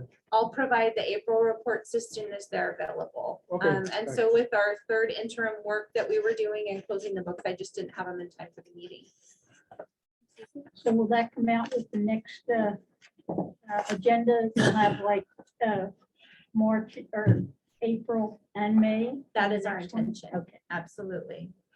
So 66, this is our variance report. It gives you that snapshot look so that you can see that for the months of February and March, we expended a little over 2.5 million. Jumping to 71.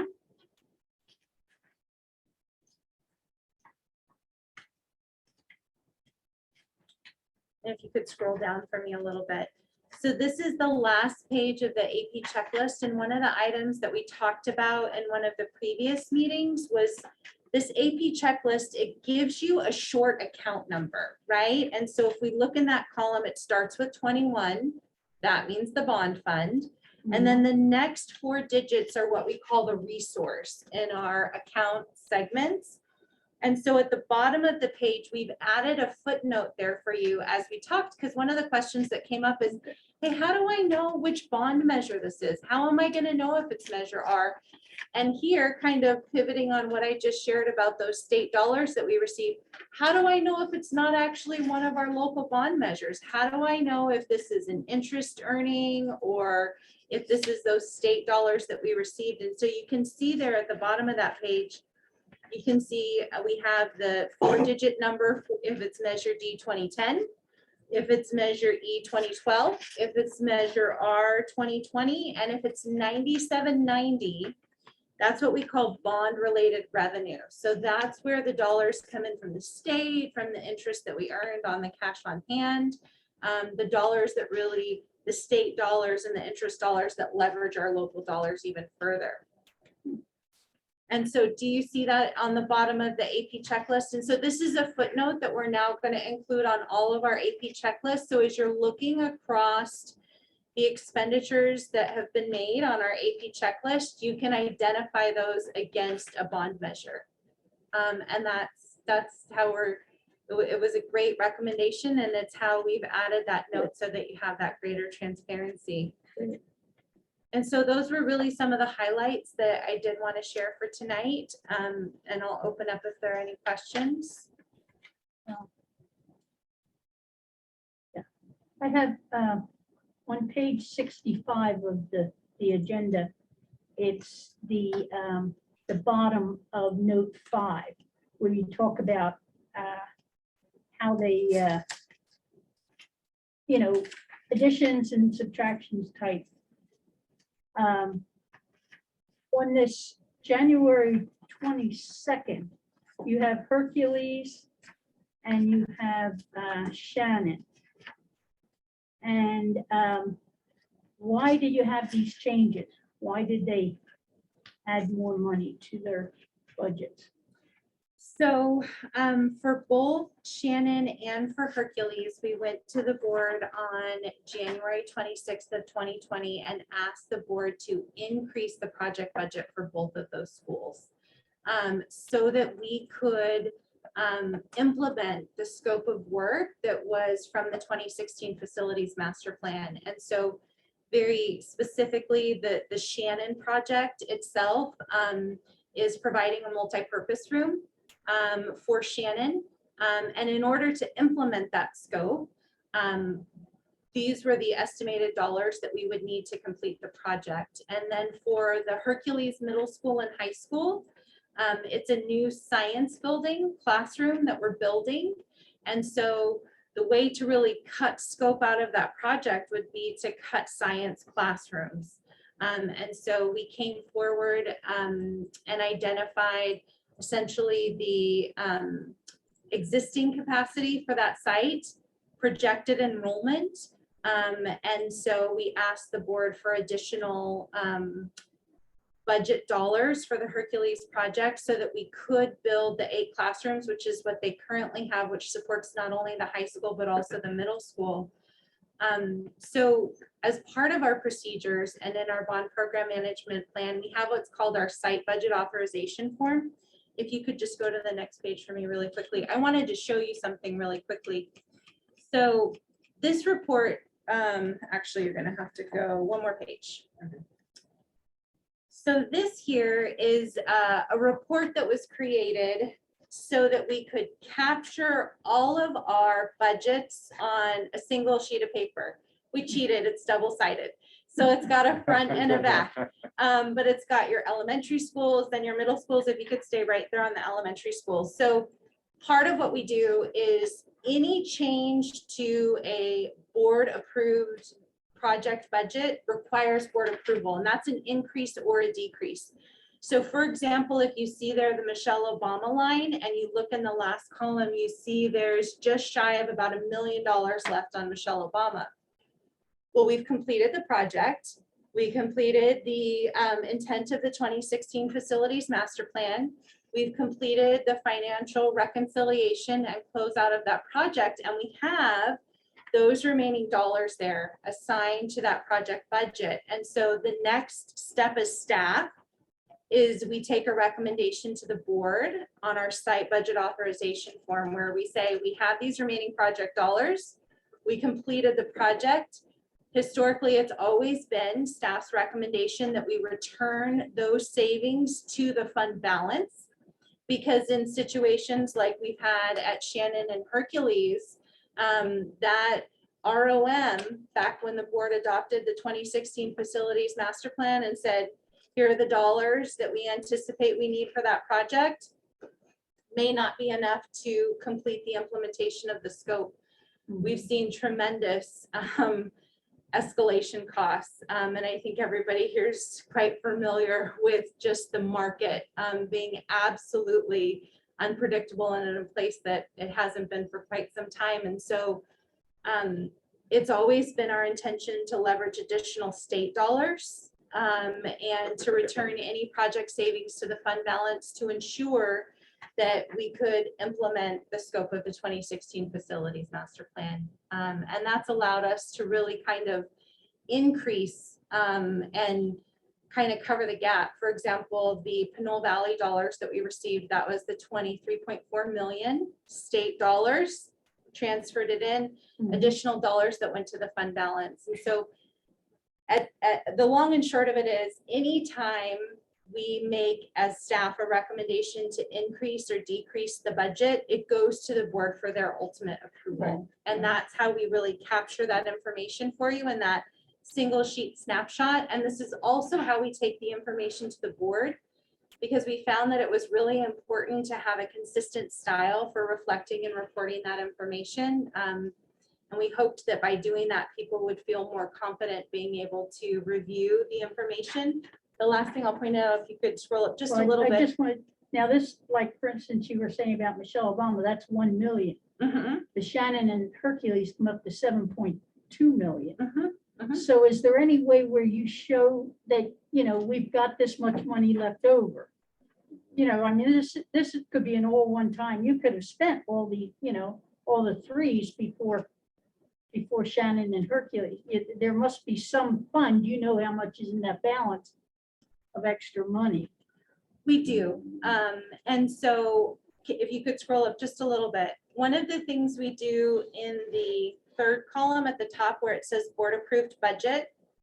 So that date right there, that's the last board meeting date when the board authorized a change to the budget. And then as we include there on that page that you referenced, we have the full historical change of any board approved site budget authorization change since we implemented this process back in October of 2016. And so to very specifically answer your question, I could provide that in writing, kind of answering that question that you asked, but it's going to be a snapshot in time. And so if that's a piece of information that you'd like us to bring, because now we have Measure R also overlaid. Yeah. But we are on the page before it, under note 5, we are tracking the overall budget Yeah. changes. So we had our 181.8. We currently are at 195.2. And so, as I mentioned, there's a new site budget authorization that we're working on as we're looking to close out the fiscal year. Any other questions? Do you have any hands raised? We have Don. Don? Thank you very much. Going back to your report 13 about 10 to 12 minutes ago, seeing $225 million in projected revenue from Measure R. Now, traditionally, when we sell bonds, and I know we're receiving interest on the money that we got sitting in the account, but traditionally that interest that we're receiving is not as much as the interest that we're paying out. So why are we looking at selling $225 million worth of bonds when it may be several years before we ever need large chunks of money? I mean, you can't do anything until you get the architectural plans approved. And even just paying the architect, you're not going to need $225 million. We better not have that. Can you help explain that to me? So the information that you see associated with note 2, so this is page 61 in the packet. This is based on the last information that came forward to the board. And so by June of 2023, per the last update to the board, it was projected that we would do the bond sale of the 225. That, of course, would be based on the best information at the time. And so, as mentioned, the reimagineering process for both Richmond and Kennedy High is ongoing. Understanding how to make that recommendation to the board about moving forward with options, cash flow would be a big part of that. Determining what is the option that the board's going to select, what are the dollars that requires, and what is the timing associated with it. And so that information ultimately remains static on this report until there is really the next kind of board action and decision as it relates to the future bond sale. So that's why this information is reflected this way on the report. Without a perfect crystal ball, knowing that we are actively working on the reimagineering process, when that does come forward to the board and there is a further approval and really defining of the options that are selected, I expect this information would be updated at that time. I would too. And again, that number just seems excessively high, even to be talking about at this time. But the second item is there a little bit farther on. Yeah, we're talking about a $6.6 million budget for the replacement of the bleachers, press box, and field at Kennedy High School. That just seems like a tremendous amount of money. I mean, are we installing luxury boxes along the perimeter on there? $6.6 million is a lot of money for bleachers, a track, and a prefabricated press box. Can you explain why it's so expensive? If I was able to explain, so full disclosure, the Riverside Playfield project, we just went back to the board on May 4th and asked the board to reject and authorize the rebid of the project.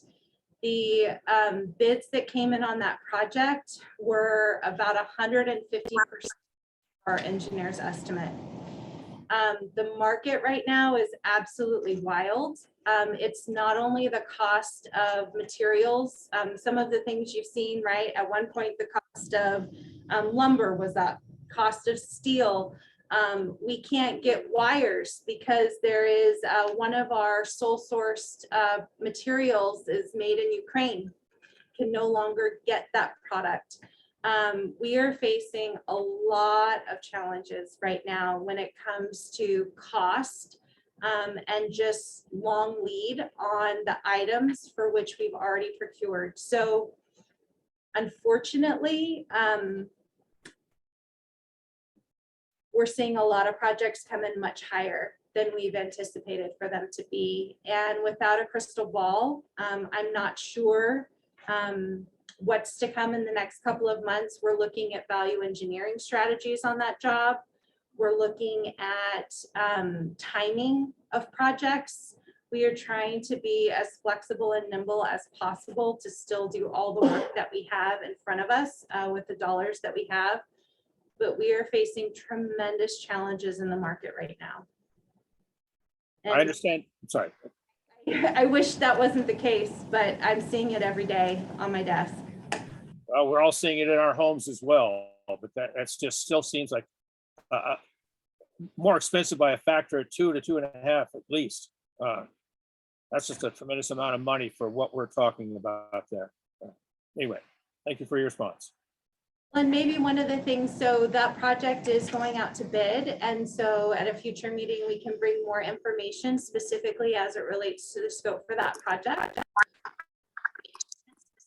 A little bit more, but yeah, the costs are killing us right now. I noticed that the total budget for Kennedy is 12.2 million, so that's over half. So of the that total includes, thank you for pointing that out, excellent point. So the board did authorize, so Kennedy High School has a critical needs project that was part of the 2016 facilities master plan. And so that critical needs project budget was authorized by the board. And so that is also in that line item. You can see Ellen's brought that up on the screen there for you. So that represents the 12.2. And then we have the 6.6, which is from Measure R. And so different measures have brought that as an overall budget for Kennedy. But in all of our accounting, as you see, and all of our projections, it's on a project by project basis. And so we wouldn't be able to use the dollars that are budgeted for the critical needs project for the bleacher and fields project. And in the event that there was a desire to do that, it would require the board's approval. That's not a decision that staff can make.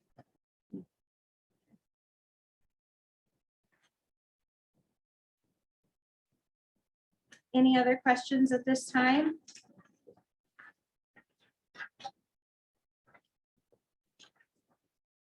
So moving on to the next presentation, I'll also kind of try to be quick, but again, happy to answer any questions that you might have.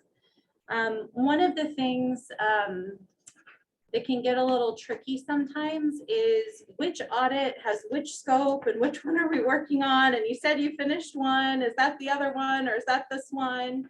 And so that's really why I wanted to put together this presentation. And we spent a lot of time at the previous meeting really kind of talking about the different audits and the pieces. So I really just kind of wanted to highlight some of the things that I've updated. So if you can go to 74 for me, please. So one of the questions that I've heard, right, is bond program management plan, forensic accounting investigation. How do we line those things up? And so one of the things that I tried to do in this slide was separate the bond program management plan into its pieces. As you may recall, it had 4 sections. It had the program and operations section, a fiscal section, an administrative section, a project management section, and then a huge appendix that was filled with the charts, the forms, the flow charts, instructions, details. And so one of the things I just kind of wanted to capture here for you were the number of VLS recommendations and where you could find them throughout the bond program management plan. Next slide. The other thing that I wanted to do is, I'm an administrative girl, so I live in the weeds, and I gave you the ant level at the last meeting. And so I wanted to rise above that a little bit and give you some statistics. And so overall, the bond program management plan incorporates 65% of the VLS recommendations and 89% of the program effectiveness recommendations.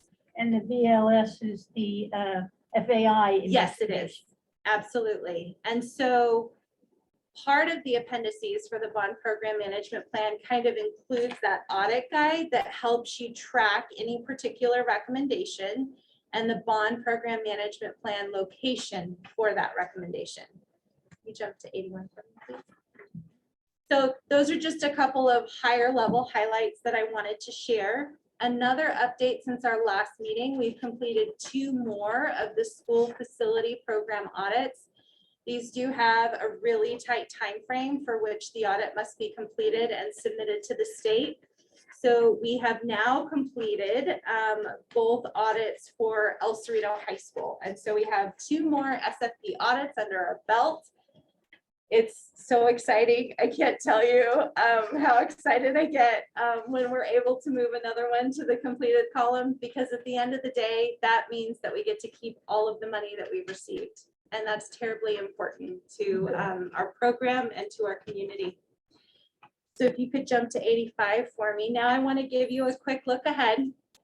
So we did it. We've got a bunch of state facility performance audits that we've moved past. Yay, we get to keep the money.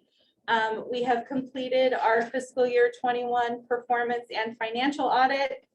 Another big win. So what's ahead of us? And I think this really ties in a little bit to that scope question. And so one of the commitments of the board was that not only would we implement the recommendations from the forensic accounting investigation, but that a third-party independent auditor would verify the implementation of those recommendations. I'm going to be honest, and I know that this is an ongoing source of frustration. Believe me, it is a huge frustration for me too. These audits aren't done. And they 1.5 is much further along. 2.0 is in progress, but we have further to go. And the honest truth is that we don't have enough staff. And in the stacked priorities of the audits that have specific timelines, all of the work that we have on our tables and the vacancies that we face, there's only so much we can do every day. But both of these audits, 1.5 and 2.0, will give you a much closer look at how an independent third-party auditor reviewed the program management plan, what we said we were going to do to implement the recommendation, and then the samples of the documentation that they've pulled that verify that are we doing what we said we're doing? And is what we're doing meet the intent of that recommendation? And so I don't have these audits before you tonight, but they are both on their way. And so both of these are in progress and will be coming forward. And so this is a little look ahead at what is to come. And with that, I'll open it up for questions. I just wanted to kind of highlight some of the updates since our last presentation.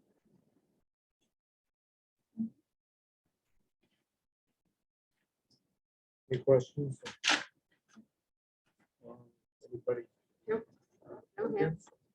All right, let's move on to the next item on your agenda there. Which I believe some of the invoice. So that would be page 87. This was one of the items that was requested by the committee.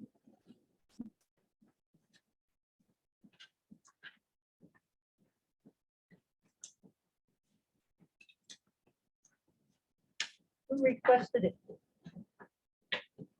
I Oh, okay. picked 2 items. Could you give us why, what you're doing? It's, it's just like off the previous meetings, AP list normally, and like, well, what might be interesting for us to learn about? Yeah. So, I mean, I've got, if other people have invoices they'd like to see reviewed, we don't want to overwhelm the staff, and two seems like a halfway decent number. I just try and, every once in a while, somebody makes a suggestion to me, but mostly I just pick out a couple of items off the AP list. So it's just a random It's a selection. random selection, yes. It's kind of like, ooh, that looks odd, or, oh, that's interesting, or what can we learn by looking at this one? Mhm. And I noticed on this one, I don't know if you didn't have the time to find it, but like, we're not seeing the coding on here, or the approvals for payment, or the services proposed or like covered by this invoice. And I realize that some of the things that Orbach works on, are happening in closed session. But it seems like this is not as complete as I hoped it would be. I don't know if we could bring it back next time. So the process for legal invoices, so a couple of things you can see by looking at this. You can see that this has a very specific reference and matter number. And so very similar to any of our consultants, they have to indicate what it is that they're working on, so that we can make sure that it's coded to the appropriate fund. And just like any of our other hourly employees, the backup behind this invoice shows the services performed and the hours associated with those services. But those details are protected by attorney-client privilege. And so this is the record that comes out of the financial system for the invoice. You can see that it has Lewis's signature on it. You can see the time period for which this invoice covers, and you can see the number of hours, which gives you a pretty good indication of the hourly rate associated with these services. You can request this again, but this would be the record that would be provided. Okay. Fine. And then the other thing we asked for is the payroll item. Nothing came through on that. I don't know if you have time to find it, or if there was an issue with that. So I on that item, I wanted to clarify more specifically what the request was. And so are you asking for kind of the backup that shows the people, the position, the payroll allocation, and then Yeah. what the journal was Yeah. associated with It it? seems like there's stuff for us to learn from seeing your process. Okay, absolutely. And so with that further kind of clarification and information, we would like to bring that to the next meeting. Okay. Thank you. All right, any other questions? All right, well, next we'll go on to have the two bond performance audit presentations, and the next one is the proposed resolution that Tom has Okay. drafted. Thank you. So this goes back to the issue with the performance audit and the fact that it did not, like there was no statement about the previous year's findings. And so thinking about that, I just felt like I feel fairly strong about this. I'm not saying everybody else has to feel strong about it. I think it's important to always do that. And I'm just personally not convinced that this audit met the standard of completeness that I would like to see the audits meet. And I'm really curious if, as I said, send this to the state. I don't know if everybody can see it. The resolved reads. You want to read it, or I can read it off my phone. We can read it out loud for you if you'd like. Sure. Pages. What page is this on? This is on page 149 of the packet. This will help evoke the empathy. As I watch board meetings and they read the resolutions, I always think, oh, that's such an amazing thing that they do. So bear with me, I'll do my best. Resolution number 22-02, Performance Audit Report, June 30, 2021. Just to clarify though, did you just To want to resolve. resolve? Yeah, Okay. I think we all know, kind of know what the issue is. Now therefore be it resolved that CBOC Chair John Anderson is authorized and directed to send this resolution with a copy of the June 30, 2019, 2020, and 2021 independent performance audit reports to the California State Controller with a request to determine if the ID Bailey June 30, 2021 independent performance audit report meets the standards of government auditing standards. Thank you very much. It doesn't cost us anything to do this. I mean, obviously, it's gonna cost maybe the staff a little time, it's gonna cost John time. It will cost, you know, the controller's office time. But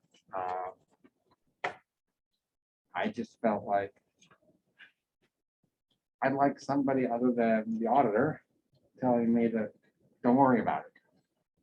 I don't know how other people feel about that. That's why I brought this forward. I personally support this. We wouldn't have put together if I didn't support something like this. It doesn't seem horribly unreasonable to me.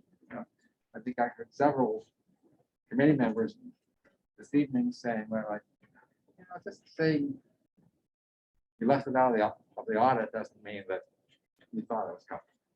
I'm like, not good enough for me. I mean, like, and as Lorraine said, like, somebody comes along and picks up a 2007 audit and sees recommendations, and then, so I'm gonna go see if they got those. It looks in the 2008 audit, and it doesn't mention it, either yes or no, like, what's their conclusion supposed to be? So that's why I did this, and I love to hear what other committee members think about that. I think it's a good idea. You don't think it's sort of heavy-handed sending it to the, This sort of, I don't know, sorry, it is, I can't say it's not a little bit heavy-handed, but like, I don't know what the choice is. When I saw this, I agree with that. From the state. And like, we would learn a lot, regardless of what the state said, get lost, that was fine. Okay, well, I guess we're not touching that one anymore, or like, you know, they could have done better. That's a different answer. Mhm. I'm not asking to sanction them or anything. I don't think it's heavy-handed. I think it makes sense to have a standard, right? So you send it to the state tells you the standard, and so we have a standard. If the state standard is not what we want, then why can't we create a standard and ask for the information that we want to see added to the audit? So I just have one clarification question, and this will be great for me to learn. Is the state controller's office the right place to send the request? I asked several people I know who are in the accounting business, you know, and they all said, yeah, that should be the place. And I think it's the state controller's office that makes the yellow book, right? If I recall correctly. So it just seemed like the right place. what's the yellow book? Oh, It's the, yeah, I guess, you know, the government accounting Oh, standard. yeah. It's funny because PG&E has the green book. I Actually, wonder if they I was just court gonna which say- colors they all get. No, my answer to that would have been, it's like the green book is for engineering design. Municipal engineering. So one of the things that was interesting that I heard tonight, because as I have shared with some members, I am an aspiring CBOC member. I'm currently in your apprenticeship program. And I don't currently qualify because I'm in a, Yeah. staff Right. position, but there were two things I heard tonight. One of them was this desire to have the audit partner named in the audit, which isn't currently part of the standard, but we heard that there isn't currently a tracking mechanism for that, and that adding something like that could bring great value. We also heard that in fiscal year 22, the report's going to look a little bit different, right? And that there's some new requirements associated with that. So kind of just thoughts running through my head. One, is that something that you would also want to ask? And then two, I know I personally want to learn more about the education audits panel because it sounds like that's a group that looks at the reports and kind of the evolution of the reports and meets regularly. And so I just wasn't sure if it was the state controller's office or this education audits panel. And I will do some personal research just so that I can learn more, but those were just some thoughts that I wanted to share for the good of the order. Thank you. We have two hands, Oh, okay. both Sally and Dawn. Who? Sally and Dawn. Sally? Yeah, I just want to say thank you, Tom, for bringing this forward. I think it's really important for us as a CBOC to look at the audits. It's one of the few things that we could do. So if we have questions, we should be able to ask them. And as far as making sure that prior year recommendations are attended to, that's very important. Why would we have, it can't just fall off a cliff. We need to be tracking and making sure that the auditors help us do that. So I fully support the question being raised. As far as exactly where it should go, that's a different matter.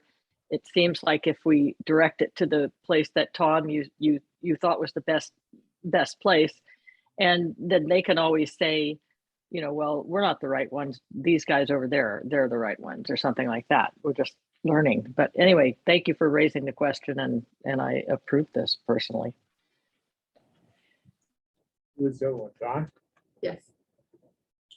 Thank you on this. I'm not going to beat a dead horse and repeat everything I said earlier on that very lengthy diatribe I had, but I do want to repeat that I thought that this performance audit was extremely weak, that it was bare bones at best, that they only did as much as they were required to, so they don't get sued and have to give the money back.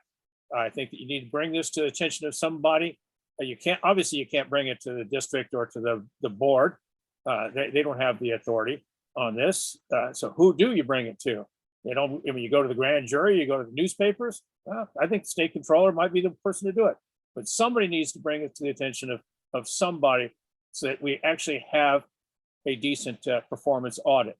Because I think, at least my opinion, what I heard from Mr. Edelman tonight, it didn't matter what we said. He was not going to change his opinion on anything. He had an answer for why he didn't have to do anything above and beyond what they've already done.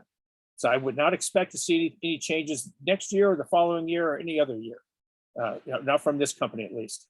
Thanks. So, go ahead. So I'd like to move resolution 2202, performance audit report, June 30th, 2021. We have a second. Second. Okay. Discussion. Is this resolution, I'm trying to find it, but I can't find it. Is it resolving that the board does something? No, No. we do. John. Our chair Okay, sends a request to the state controller saying, is this in compliance? okay, yeah, that's good. And John, I'm happy to put it together for you. if you'd Yeah, like me to well, do that you can take a look at it, make sure it's okay. After we, I mean. in after theory, we it's move all on here, this, yeah. we'll, And you know, then, I can sort all the details out. not that it necessarily matters, but if it's not in conformance and they have to add more stuff to it, doesn't that raise the cost? One, and two, doesn't that bring a microscope over? I guess that's kind of what you want to do, right? That's one That's kind of the objective, I suppose. I think Don and his comment mentioned, well, who do you go to? Do you go to a civil grand jury? Or, this is the logical agency to start with. Mhm.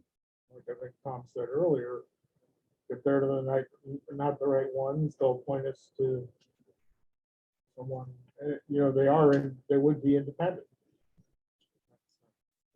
That's the goal. Well, what about the idea of sending it to the controller with a CC to the education section that Melissa was talking about?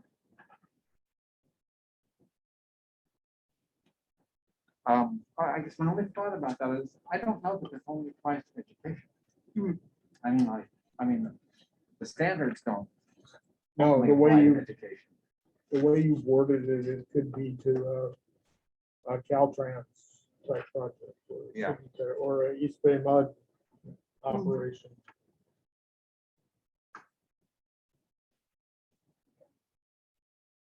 Okay, any further discussion?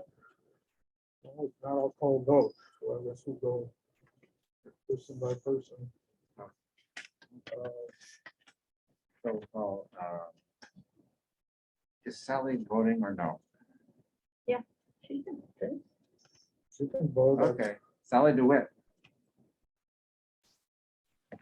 Yes. I vote yes. Jason Lindsay, Aye. Lorraine Humes, Yes, Tom Panis, yes. Aisha Cole. Yes. Don Anderson. Yes, Unanimously. motion carries. All right, thanks. You and I will, Work out any We'll- details. we'll I think it's pretty much done, but okay.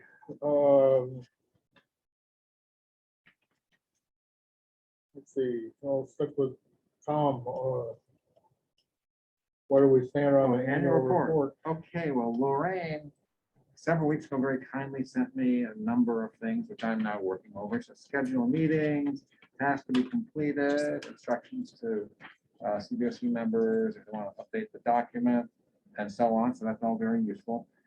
But I had kind of a broader question here.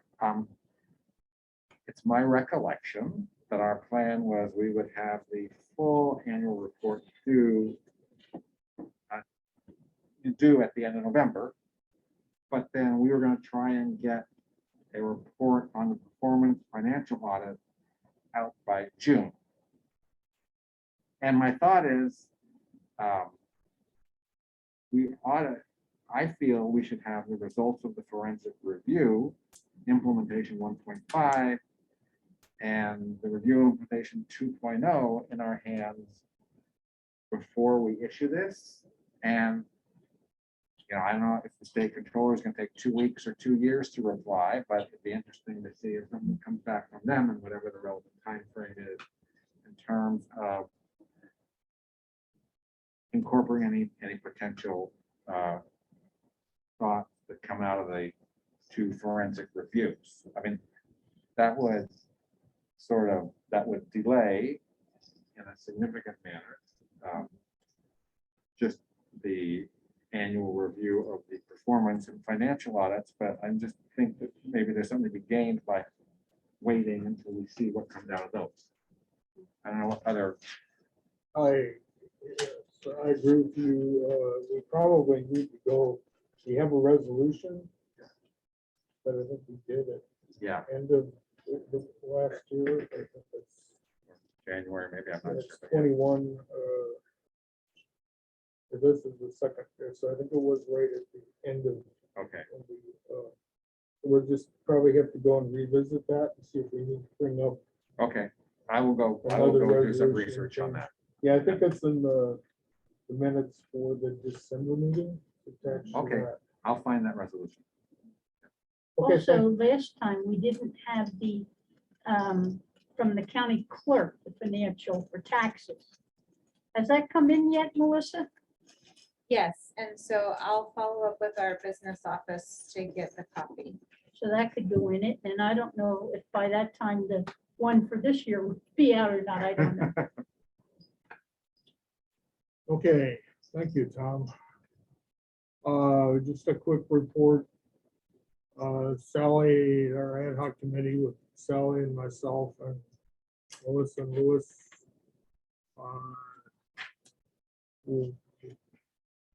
This is in the process of putting together a final draft for our review. We anticipate we'll be meeting 2 weeks, 23rd, about 2 weeks. 24th. 23rd. Okay. And at that time, if that draft is acceptable to all 4 of us, that'll be on next month's agenda. So we've got a lot of progress here in the last month and a half. So that's just an update. Sally, do you have anything to add? Just that I want to thank Melissa and Louis for their commitment to this. They're making a serious effort. We're working through a lot of pretty big issues, and I'm optimistic about what we present next month. Okay, thank you. I have just some, item O is just some references. And for, John, before you Yes, get to ma'am. that, the second part on N, or the first one on M, I just wanted to let people know that I have sent out the annual report distribution letters to the city councils, the supervisors, the representatives, et cetera, that we had talked about before. I'm sorry, I missed you. I went right to. I- Tom. This is MA, yeah. Yeah, that was the first part. Thank you. Mhm. So there were two references. One was a presentation that Melissa made to the CBOC back in March. That wasn't on the agenda, so we attached it to this agenda as a reference for that particular thing. And then there's another document from the CABOC on how to perform a performance audit that I've added for the committee's information. Now I have a couple of topics listed because we've been pushing them off. I think next month, we would like to have Anton make a presentation on the CABOC website. And then Lorraine has her ad hoc committee proposal.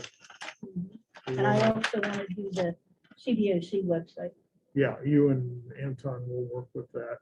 And then, as I mentioned, we're dealing with the revision. And there's just some housekeeping things. Tom talked about a few of them earlier, but then also that we need to update the description that it includes measure D, E, and R as well in all of our reports. And then I have a question to staff. Can we separately post our resolutions documents on, we have, they're in the agendas, or I mean the minutes. But it would be nice to have them out there for the separately. And then one other thing, I guess we can, this is kind of like maybe old ground that's been gone over, is a separate email for the, if we could, if there's some way that the committee members could get an email, that's the, it's like an email, a district email address.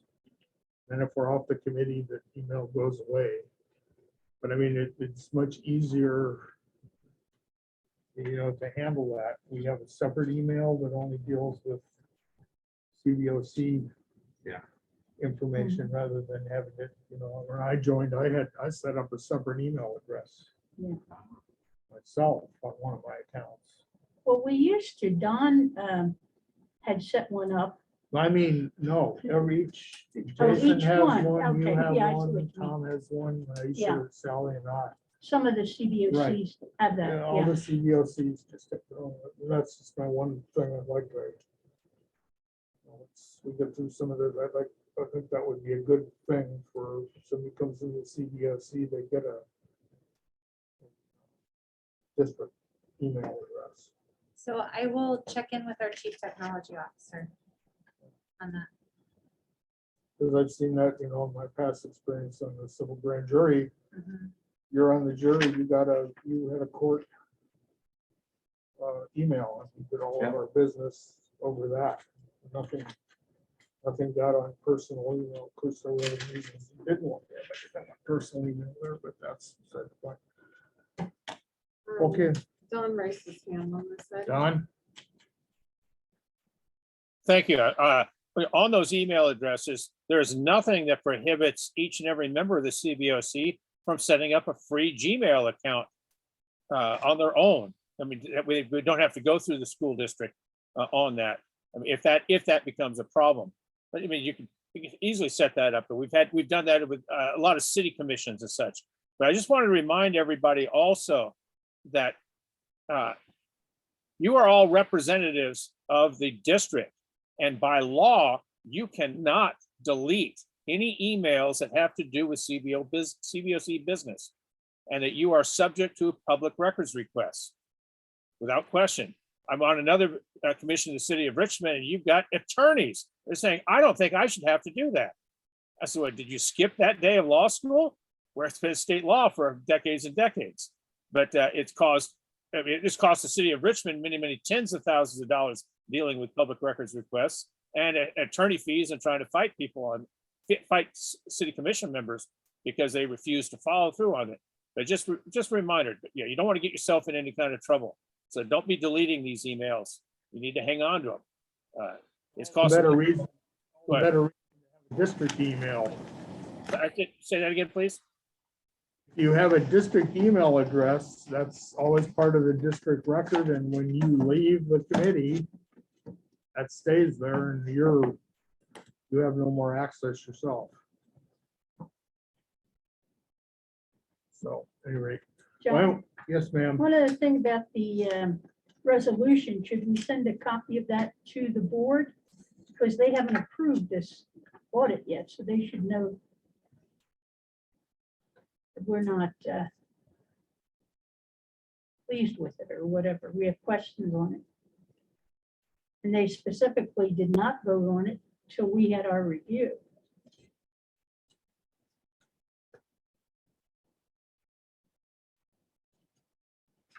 They're gonna give presentation this week.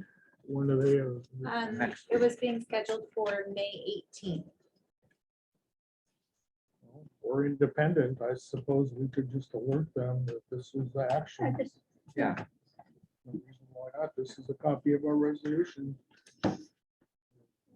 That's our.